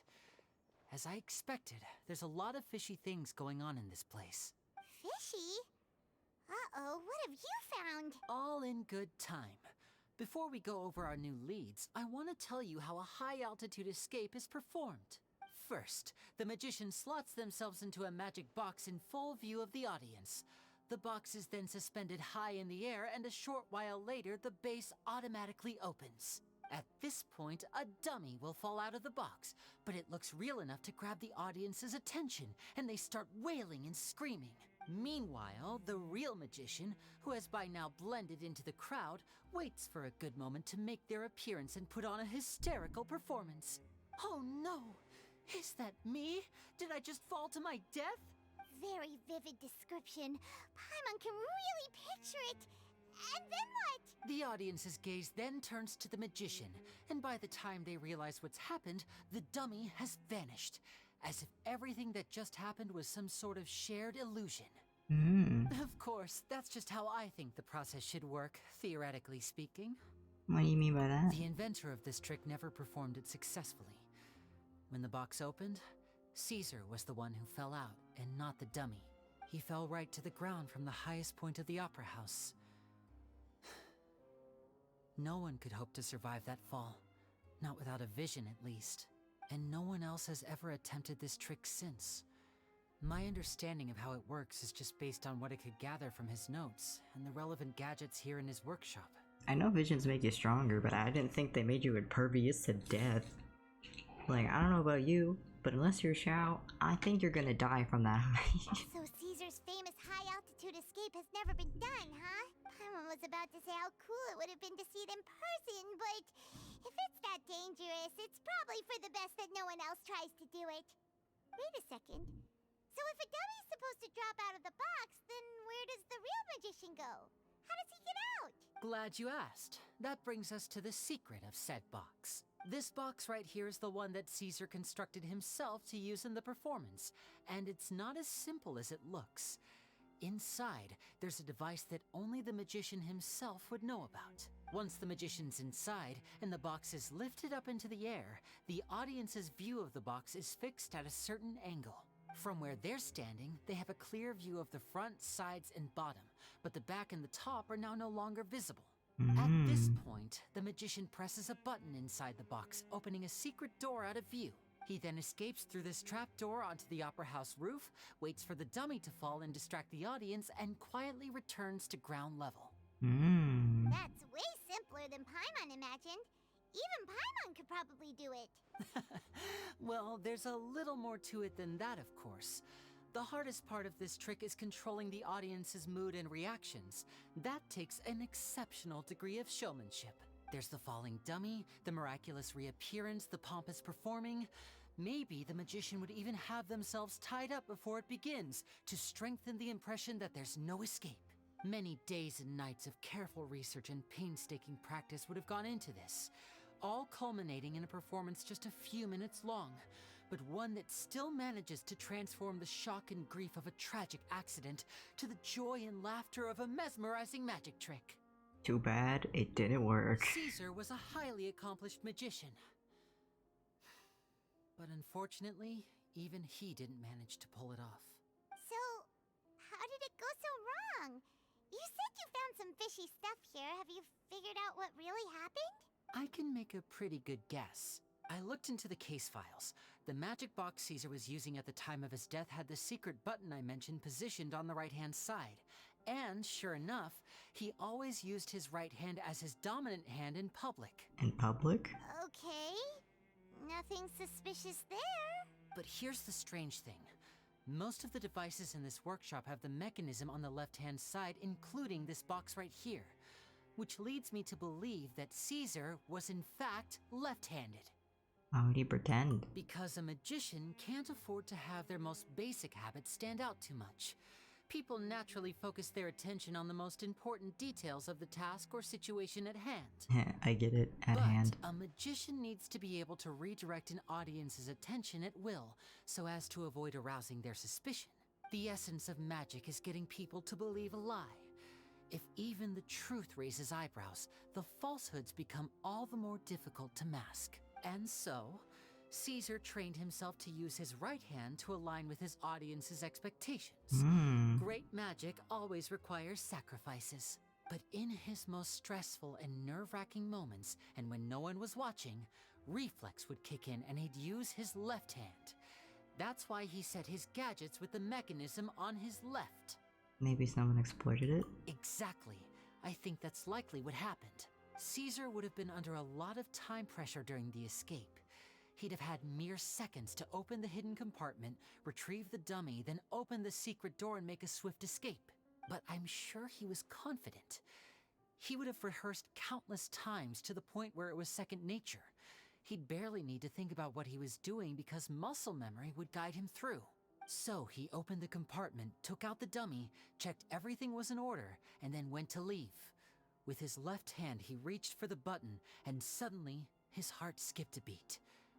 It wasn't there. Oh my god. Much like when you reach for your keys but find your pocket empty, his mind needed a moment to process what was going on. Instinctively, his left hand would keep feeling around for the missing button, maybe for another second or two, until the bottom of the box gave way. With the stakes being as high as they were, just a 2-second delay cost him everything. Jeez. The authorities would find nothing suspicious and conclude that his death was due to his own error. When in reality, someone switched the boxes, and they did it to murder him. But how would they be able to make the switch without being noticed? That would be difficult to pull off, no? It would have to have been someone who knew that he was left-handed and who could move his props around without It arousing was suspicion. Lorenzo. I Someone told who was you. always by his side. Isn't that right, Lorenzo? Oh my god. You just couldn't let sleeping dogs lie, could you? There's not a lot of people who'd go to all this trouble for some magician who died 10 years ago. I didn't want to have to do this, you know. Silencing you the hard way just creates more problems for me to deal with. But I gave you your chance. I hoped you'd do what's good for you and back off like the lady, but you disappoint me. Shut up. You mean Gemma? So you are the one who's been threatening her! Yes, although however stubborn she might be, she was never much of a liability. But you people... You people. You never even knew him, but for some reason you just wouldn't drop it. Actually? Which is why you can't leave this place alive. Take them out, and make it quick. Do your worst! Paimon. Cue the spotlight! Let's light it up! Nice and spicy! Step right up.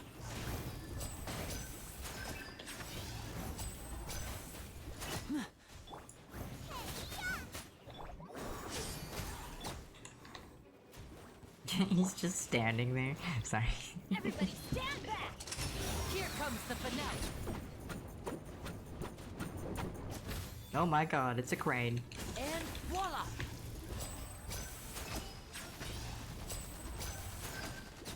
Y'all ever fight a crane?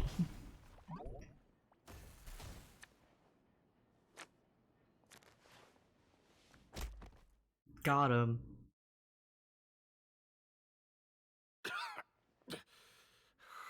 You kids are tougher than you look. Had enough yet, Lorenzo? Your cronies can't help you now. I think it's high time you started talking.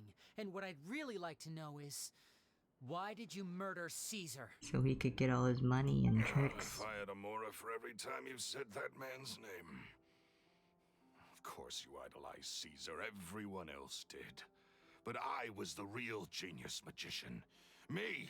He was just an amateur who did cheap tricks for gullible children. I was the one who made magic into the fine art it is today. The aristocrats doffed their hats to me! Yeah, because you stole his stuff. So it was jealousy. Jealousy. Hatred, more like. I hated Caesar. All he cared about was his magic. He lived and breathed it. He poured everything into his street performances and his stupid tours like it was just a hobby to him, never bothering to think about Mora. What sort of fool devotes their life to the art of deception and never has a Mora to show for it? A cool guy. But the people loved him, didn't they? Oh, how they looked up to him. No one gave me a second look. All I ever heard was, "Oh, your master's amazing, isn't he?" Amazing. Yeah, so amazing that he was completely broke. Every other apprentice was living it up at their master's expense, but no, not me. I put in all the work, mastered all the skills, and it brought me nothing more than the life I already had. Yeah, so why didn't you just He leave? forbade me from using magic to trick people out of their Mora. There was nothing he hated more than that. And with his reputation in Fontaine, it was too risky for me to go it alone. As long as he was alive, if I dabbled in my own brand of money-making magic, he would expose me, and it would destroy me. I had to kill him. There was no other way. He had to go. Sounds a little, crazy to me. This was your only motive? It was reason enough. What other motive would I need? Well, I was under the impression that there might have been other factors at play. For instance, maybe you were in love with Gemma, but she was engaged to Caesar. In love with Gemma? Don't be ridiculous. Guess I was wrong about that then. Next question. Are you the Phantom Weasel? Whoa, his model's shaking. I am. Caesar was so strict with me. He insisted that his way was the right way. That the sole purpose of magic was to bring joy to the world. I mean, yeah. I never bought into any of that. I was more interested in the practical value of magic. Sure enough, it helped me fill my pockets with all kinds of valuable treasures. Yeah, but you stole from not rich people. Oh, yeah!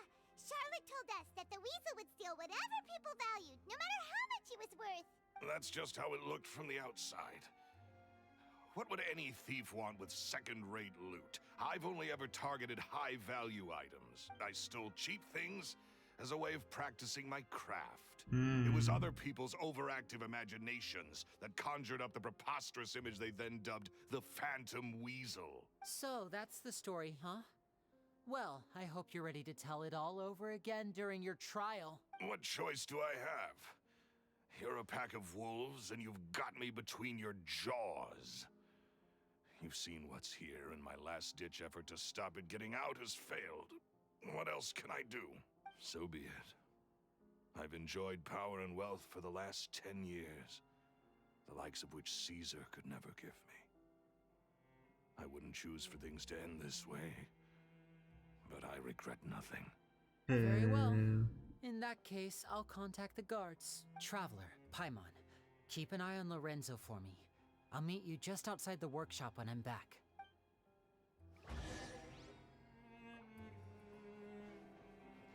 At least I can finally stop looking over my shoulder now. Shoot him. Get him. Get him. Sorry.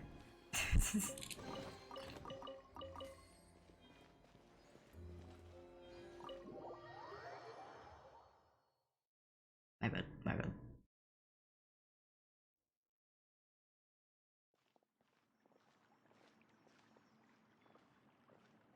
Lyney has told me the whole story. Lorenzo, do you confess to the murder of Caesar and to framing him for the Phantom Weasel's crimes? Look who's finally developed a conscience. What kind of disciple murders their own master? I hope it was worth it. because there'll be hell to pay.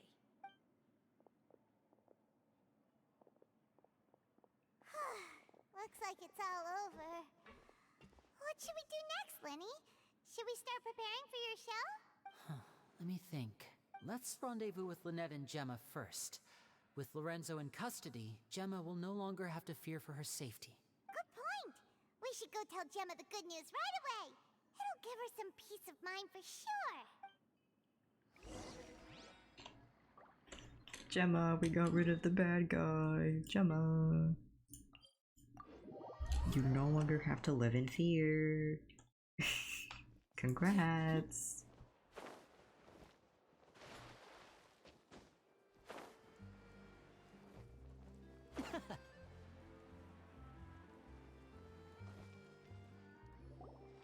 Ah, you're back. You were so quick. I've only just finished my third dessert. Your third? Lynette, come on, we've talked about this. Everything in moderation. You're not gonna have any room left for dinner now. It's fine. I'll shift to exercise mode and jog off the excess sugar. That's besides the point. Well, it's done now.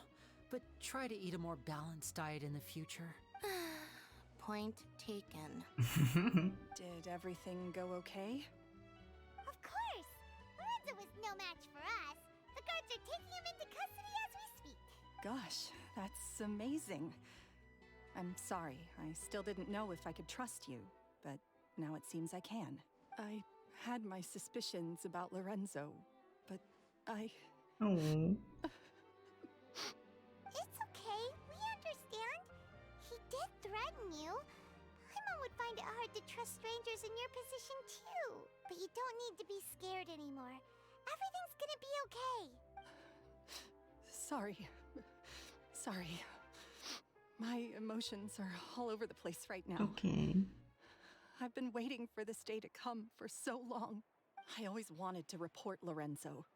He took all of Caesar's property, which I found suspicious.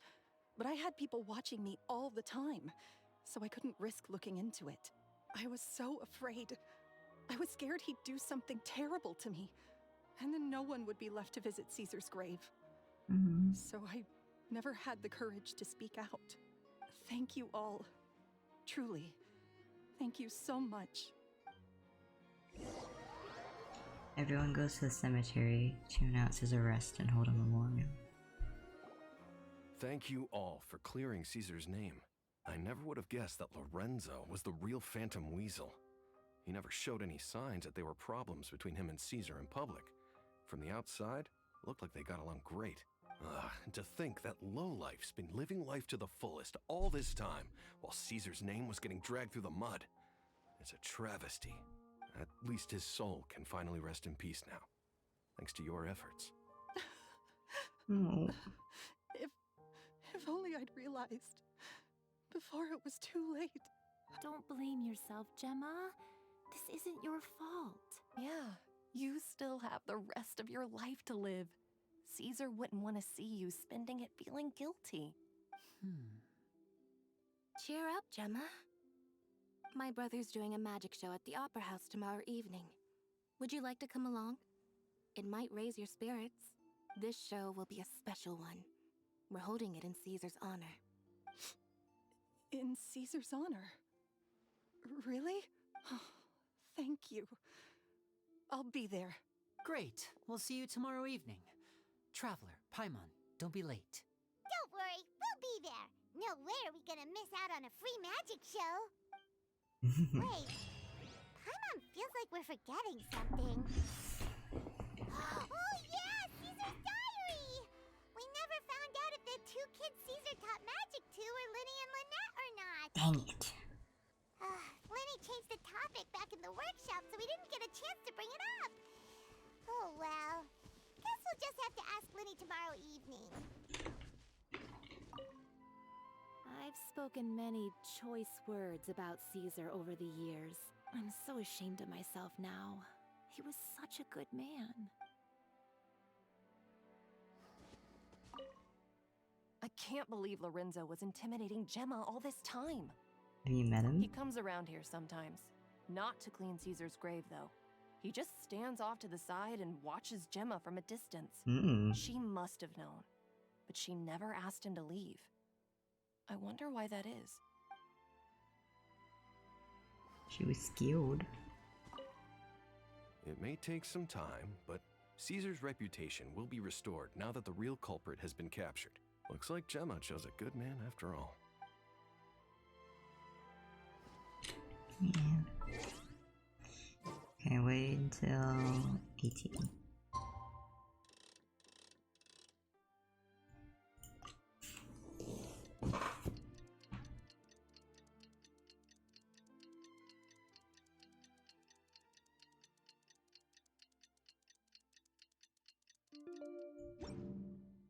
This is no time for distractions. Seriously, you have a great magician standing right here. You don't want to miss the best part, do you? No, I don't. That's why we're going right now. Jeez. Calm down.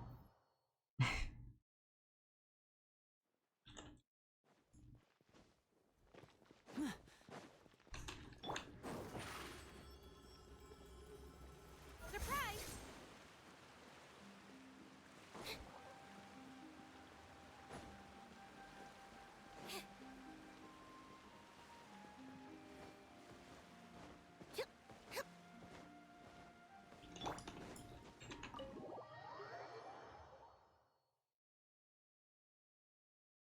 Magic time.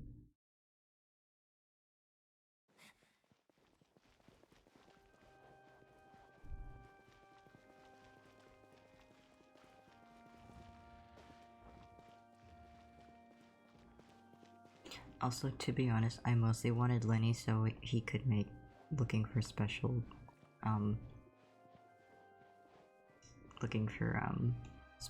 easier, to be quite honest.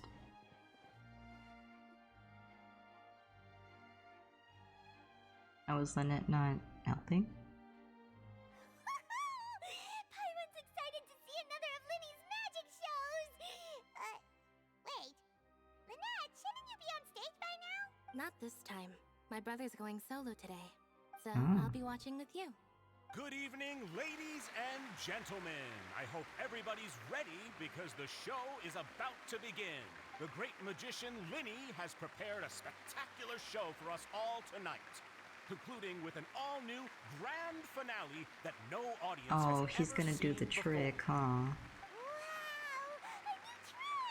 Thank you all so much for coming. Now, prepare to join me on a journey through the mystical and miraculous. And he wows the audience with his skill. Ooh.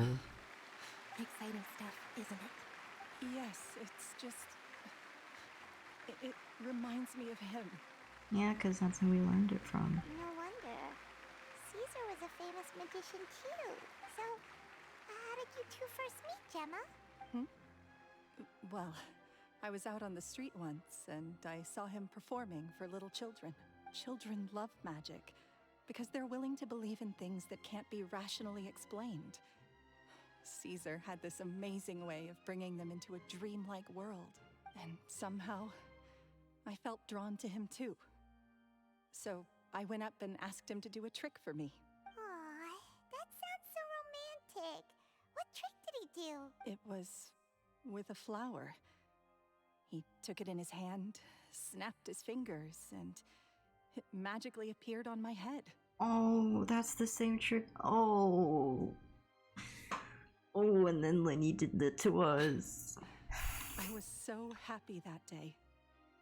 No one had ever given me a flower before that. Sobbing. Oh, that's so cute! Actually, now that you mention it, Lyney's done that one before. Is that right? Then I suppose he's a romantic at heart, just like Caesar. So let's treasure the time we have with him. Bro, he was flirting with me. After all, you never know when the people dearest to you might be gone. It's okay, he's been That's calm. right. It's all over now. Paimon doesn't really know how to comfort you, but at the very least, no one's gonna be intimidating you from now on. You can breathe easy at last, right? Right. Yes, you can breathe easy now, Phantom Weasel. See? Even Lynette says... Wait, what? The Phantom Weasel? Lorenzo escaped? Where is he? What do you mean, Phantom Weasel? As Lyney once said, a performer's job is to commit fully to their role and put on a flawless performance for their audience. She was the one who put up the note. But once the bag of tricks is empty and the curtain falls, it's time to end the show. The spotlight is no place for someone with no more cards up their sleeve. It's been 10 years, Gemma. Aren't you tired of the grieving widow act? I think it's time to put an end to it. Huh? What are you talking about? Paimon doesn't like this riddle. Traveler, Paimon doesn't like where this is going. Come on, say something! Ladies and gentlemen, I hope you're all enjoying the performance so far. There will now be a brief intermission, after which Lyney will perform the most electrifying act of tonight's show. The one we've all been waiting for. The final performance will take place outside of the Opera House, so please make your way outside in a calm and orderly fashion. People in sync clapping. Phantom Weasel never did like public places, did they? Don't worry, this place will be quiet soon. Charlotte. Let's talk somewhere else for now. Huh? But huh? What? I'm confused. What do you mean?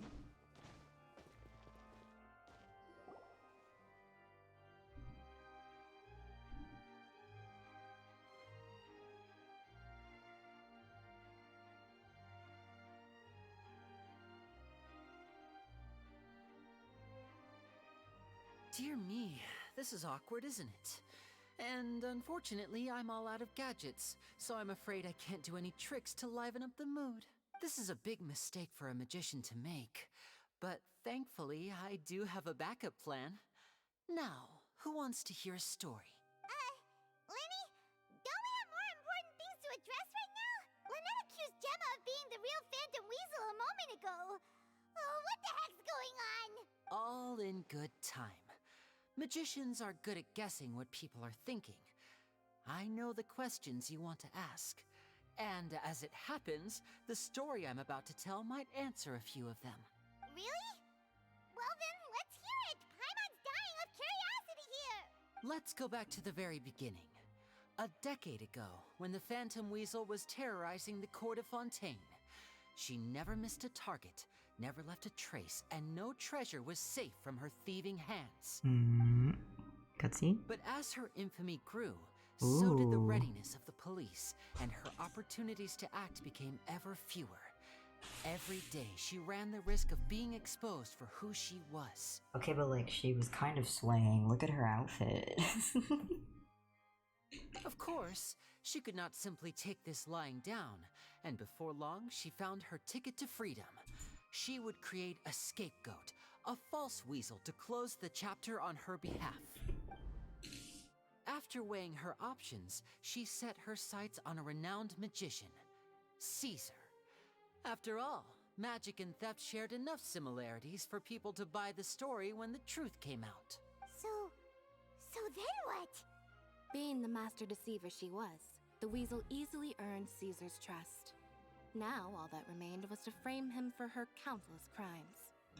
That's why they didn't trust her as kids, and that's why she was like, I don't like those kids, they give me those piercing eyes. It's because they knew. But as she was considering how to make her move, she noticed Caesar's aggrieved pupil, and a new thought entered her mind.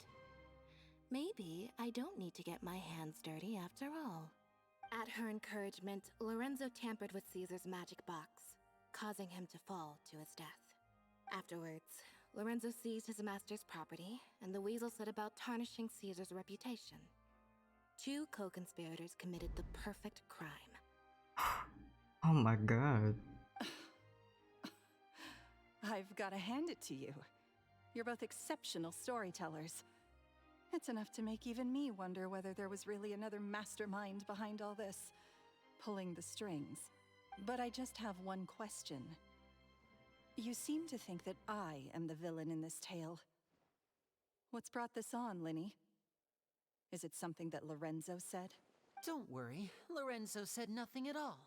But I never believed that he was the weasel, and in fact, my investigation only made me more certain of that.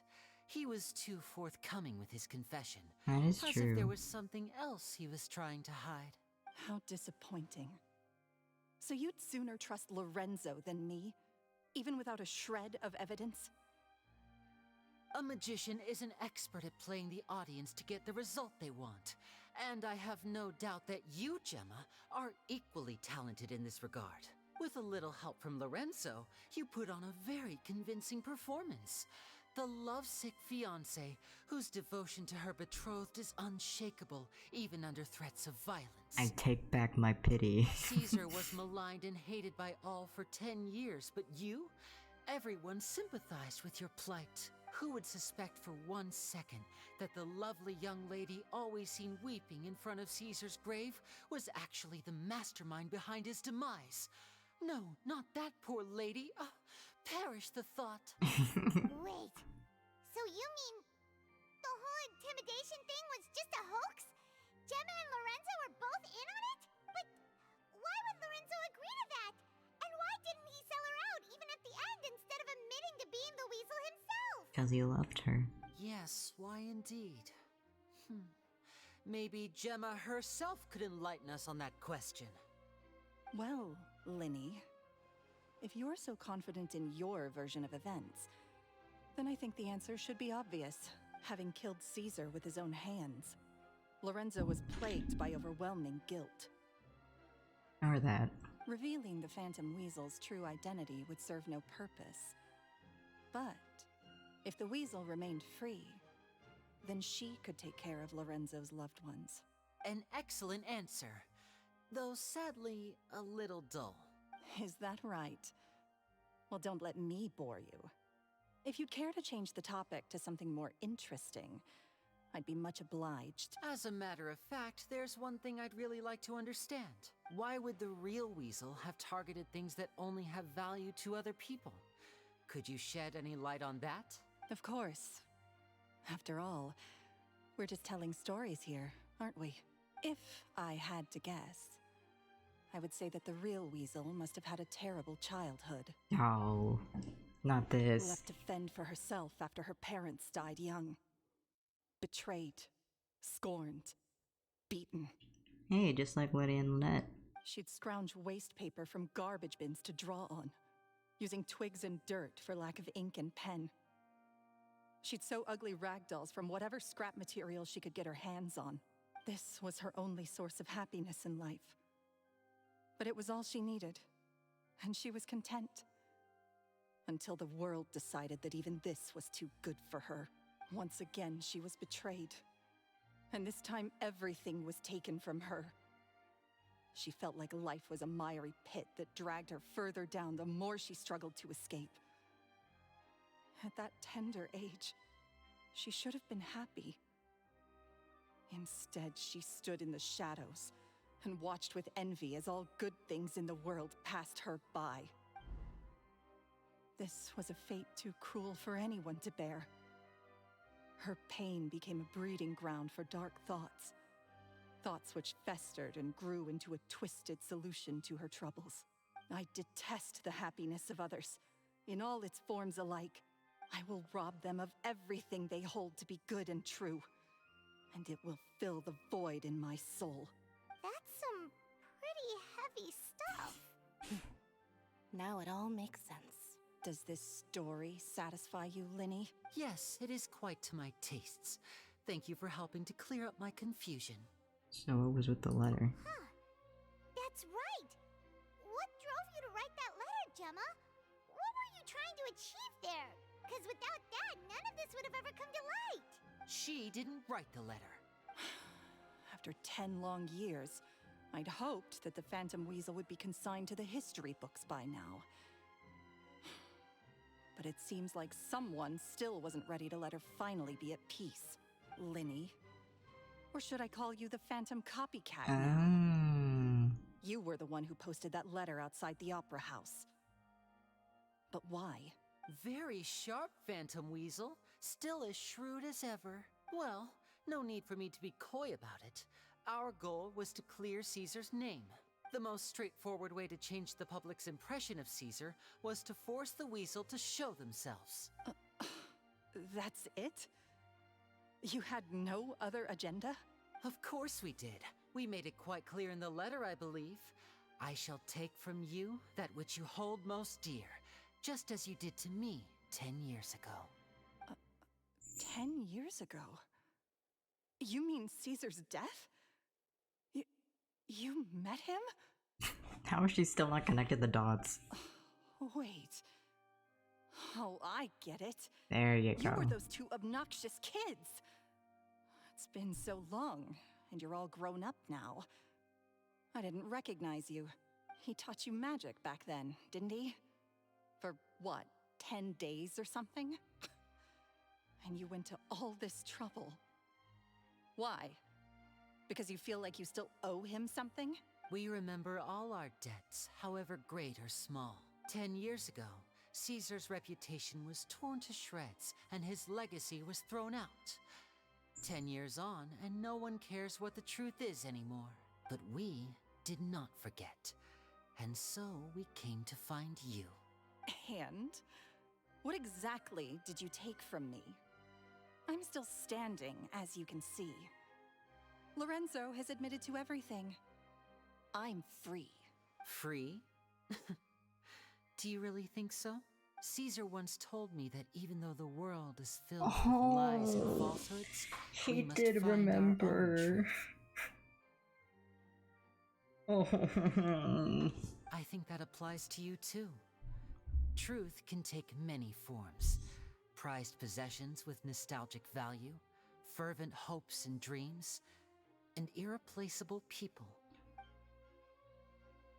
Life took many things from you, and those wounds never healed. When they ached unbearably in the dead of night, stealing became your way of numbing the pain. What are you trying to say? I'm saying that for the last 10 years, you've been living a rather uneventful life.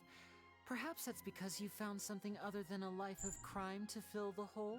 Oh. Back to Lorenzo for a second. He murdered his own master, played along with your act, and took pains to make sure any suspicion would be directed towards him. But what did he have to gain from all that? He knew who you were and the things you'd done, and despite that, he was willing to give everything up for your sake. He's the reason that you haven't felt the compulsion to steal in all these years. You're more than just accomplices in murder. You're the only real friends each other has. So I think you know, deep down, that he is the only truth you have in your life. But that truth is gone now. And I guarantee you, you'll never see it again. God damn. Congratulations on your freedom, Gemma. Your freedom will cost you dearly. From now on, you'll be all alone in a world full of lies and falsehoods. Jesus. I do hope you'll be able to bear it. You've still got a long life ahead of you after all. Gather round, one and all. The time has now come for the amazing Lyney to perform his final act in tonight's show. I'm sure you're all wondering what he has planned for the grand finale. Well, wonder no more. For the Yeah, I had a feeling. death-defying high-altitude escape. A high-altitude escape? Trick he died attempting. I'm sure you all remember the magician Caesar. This was the very trick that led to his fatal fall, after which he was dubbed the Phantom Weasel. But we have now learned that Caesar was wrongly accused, and that the real Weasel has now confessed to their crimes. Guess that's my cue to leave. Whew. I've been practicing this one for ages now, but I'm still a little nervous. And then Lyney dies. Traveler, Paimon, I hope you enjoy the rest of the show. There may be a lot of people watching tonight, but you alone are my true witnesses. Lyney, wait. You two hid a lot from Caesar. He went to his grave without ever knowing your secrets. So what about now? Are you an open book? Or are you still the same as ever? You don't have to tell lies to end up isolated and alone. One day, you'll end up exactly where I am today. Maybe then you'll finally understand. You're wrong. I'm nothing like you. So, what are we, doing now? Like Lyney said, when you're ready, let's head outside and watch the show. But what about Gemma? She'll figure out what's best for her soon enough. Oh, and if you'd like to see Lyney after the show, you know where he'll be. The usual haunt. Alright. Well, let's go and watch Lenny's finale then. This trick's a pretty dangerous one, but he should be able to pull it off, right?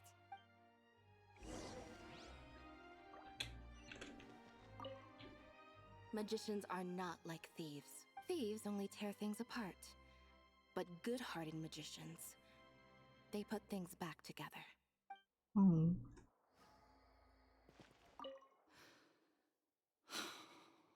What is my truth? Sometimes I think I'm like a gambling addict. All I care about is winning, and it doesn't matter what's at stake. By the time I come to my senses, I'm left with nothing. Oh, if I had my time again. Damn.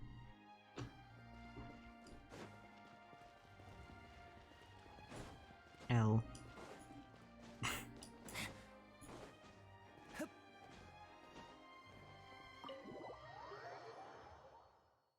Cutscene time, I presume?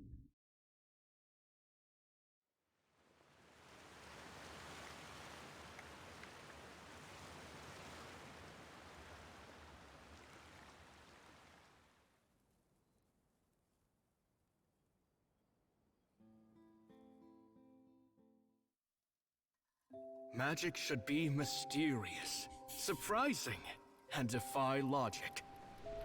Magic is hard work. Every single movement has to be practiced thousands of times. It's alright. We're used to that. Babies. We're sorry. You've taught us so much, but we can't tell you the whole truth. It's okay. Do you still remember what I told you? This world is full of lies and falsehoods. I only hope that one day, you can find your own truth. What about you? Have you found your truth? Magic is my truth. I want to perform a magic trick so great that people will always think of me when they talk about it. For a magician, what greater honor could there be? Look! Behold! Lyney is sealed inside the box. Will he manage to escape? 10 years ago, Caesar attempted this very trick, and it was at this precise moment that...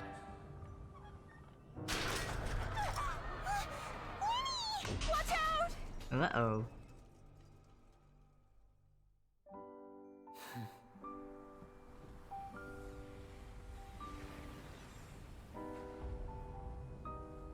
He's dying!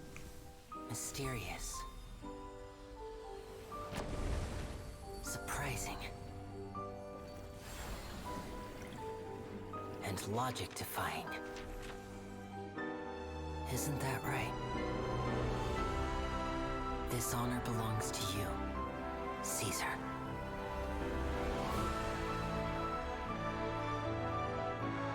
I'm just sorry it's a little late.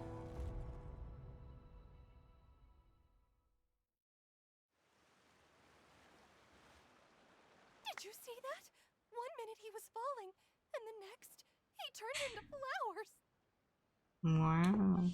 How could he possibly have done that? How mysterious.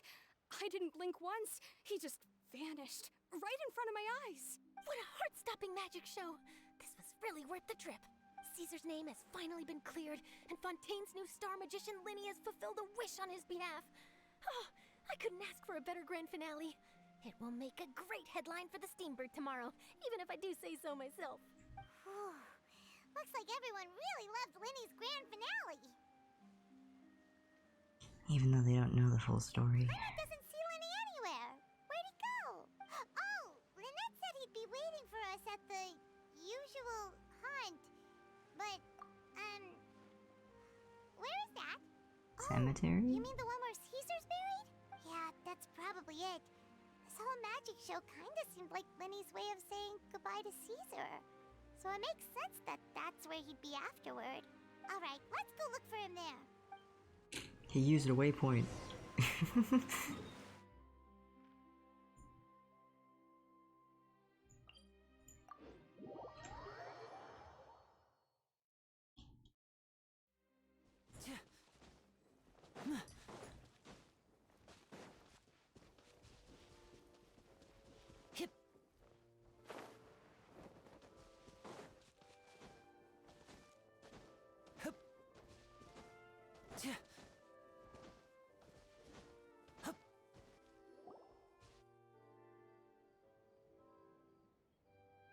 Lyney!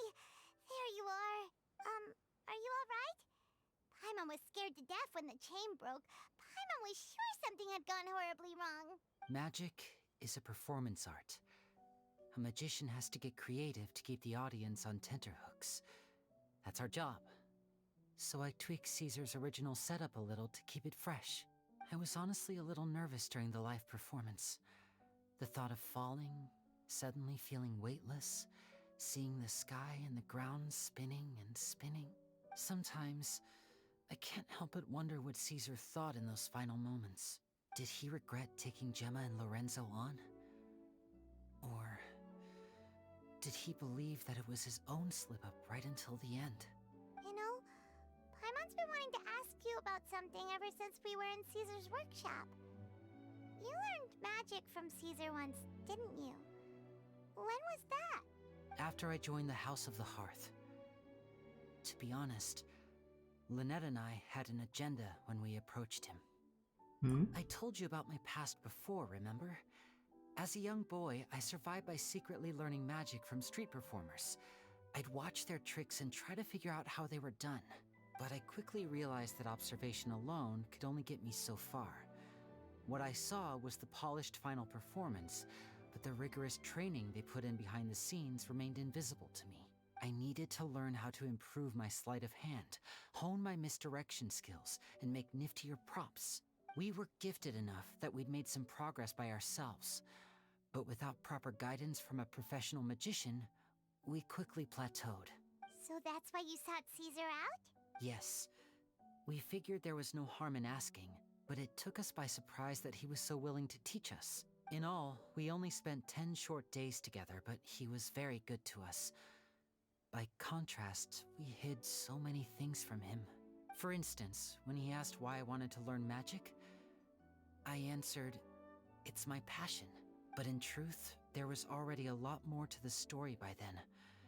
After being taken in by an aristocrat for our magic talent, then betrayed soon after, this was no longer about me doing what I loved.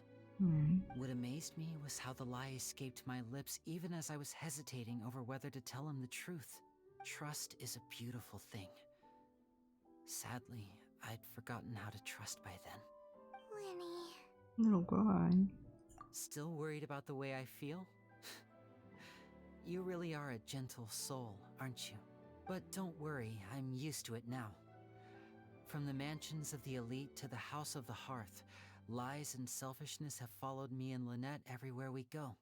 After Caesar went on tour, we became busy with our missions. The next we heard of him was that he'd fallen to his death, and was now declared to be the Phantom Weasel. That night, I remembered his smile. But as I lay there, I didn't know what to say to him. To keep secrets is to put up walls. The longer you keep them up, the less you let people in.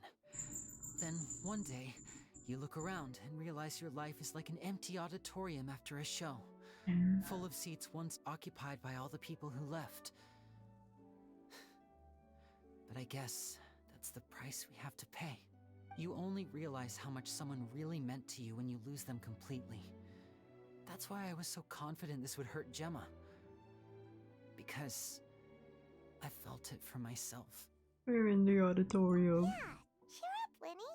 We've had to say our fair share of goodbyes during our journey, too. whatever happens, Paimon always believes in what tomorrow brings.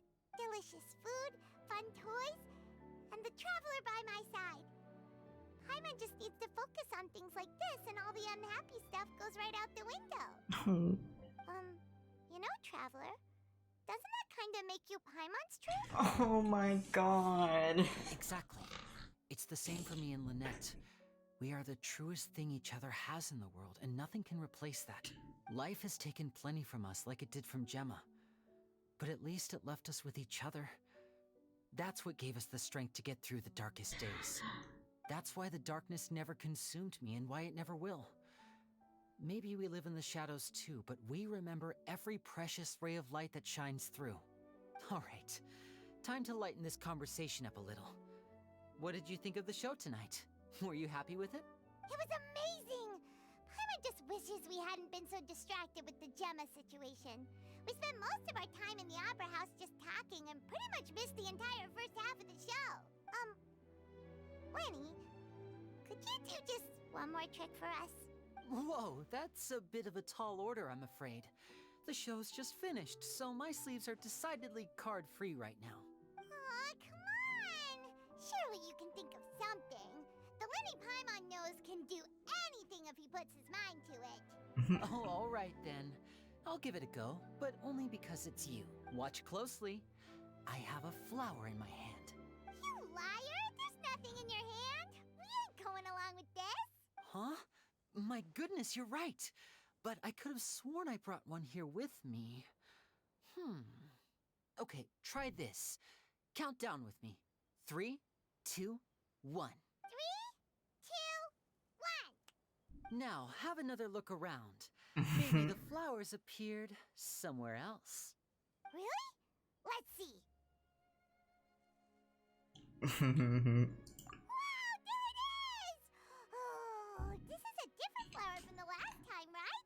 This one's called, oh yeah, a rainbow rose. But more importantly, Paimon has to know how the trick is done. Please, Lyney, pretty please! Well, if you want to learn magic, you'll have to start by addressing me as teacher. Fine. Please, teacher, please! Since you asked so nicely, I'll share one little tip with you. Namely, the student of magic cannot solely rely on others being prepared to reveal their secrets. You have to observe, think, and find the answers for yourself. Is that it? Look at the time. We shouldn't linger here too long. Thanks again for coming to see my show. I bid you both good night. I look forward to seeing you again. All right, fine. See ya! Shall we head back down too? Paimon can't wait to read the Steambird tomorrow. Paimon bets Lyney and Caesar will be plastered all over it. Let's head to the Steambird's offices tomorrow morning and see what we can find out. Oh, cute. Okay, now it's just the wrap up, I imagine.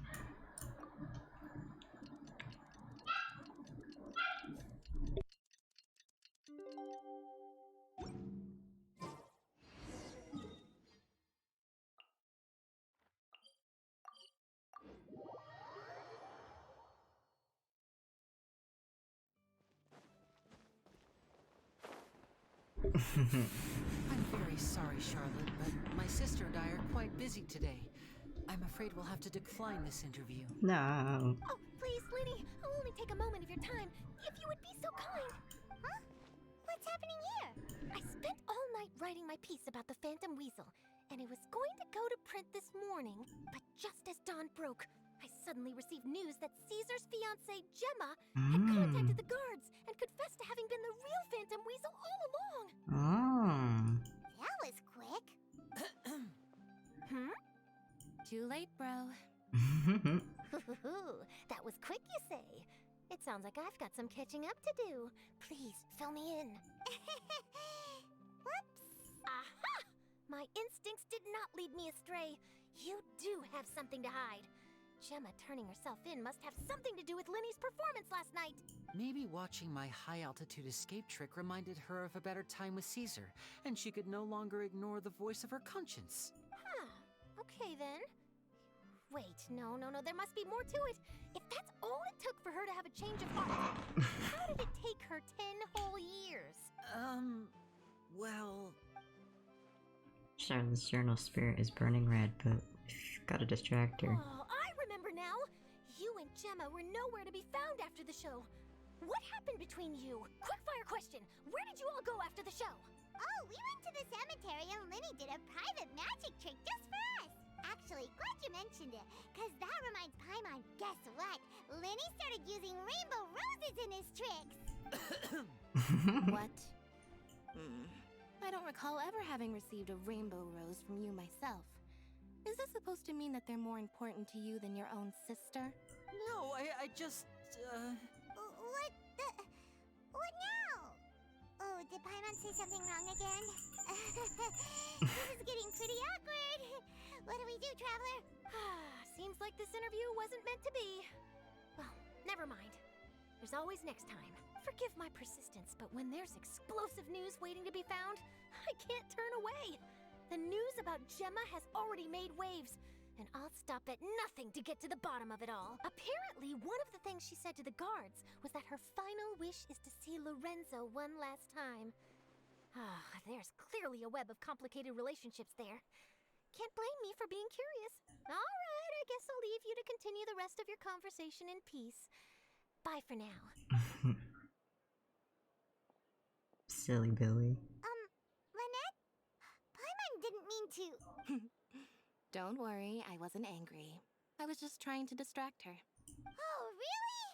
Oh, thank goodness. You scared Paimon there. Phew. You and me both, Paimon. You and me both. At least it did the job, right? Please, take good care of that rainbow rose. I'd be really upset if you lost it. Yes, ma'am.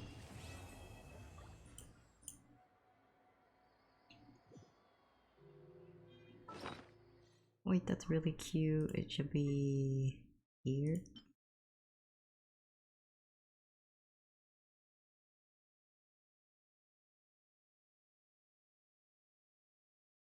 It's their two flowers. See, because Lyney uses the rainbow rose and Lynette uses the luminous. I don't know how to say it. I wonder what my dear sister Lynette is doing right now. Missing me to death, I'm sure. She's right here. Okay. That'll be all for today. Short stream, but oh, lag.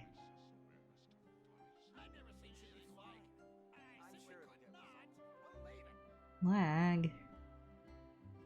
Stop. Go back.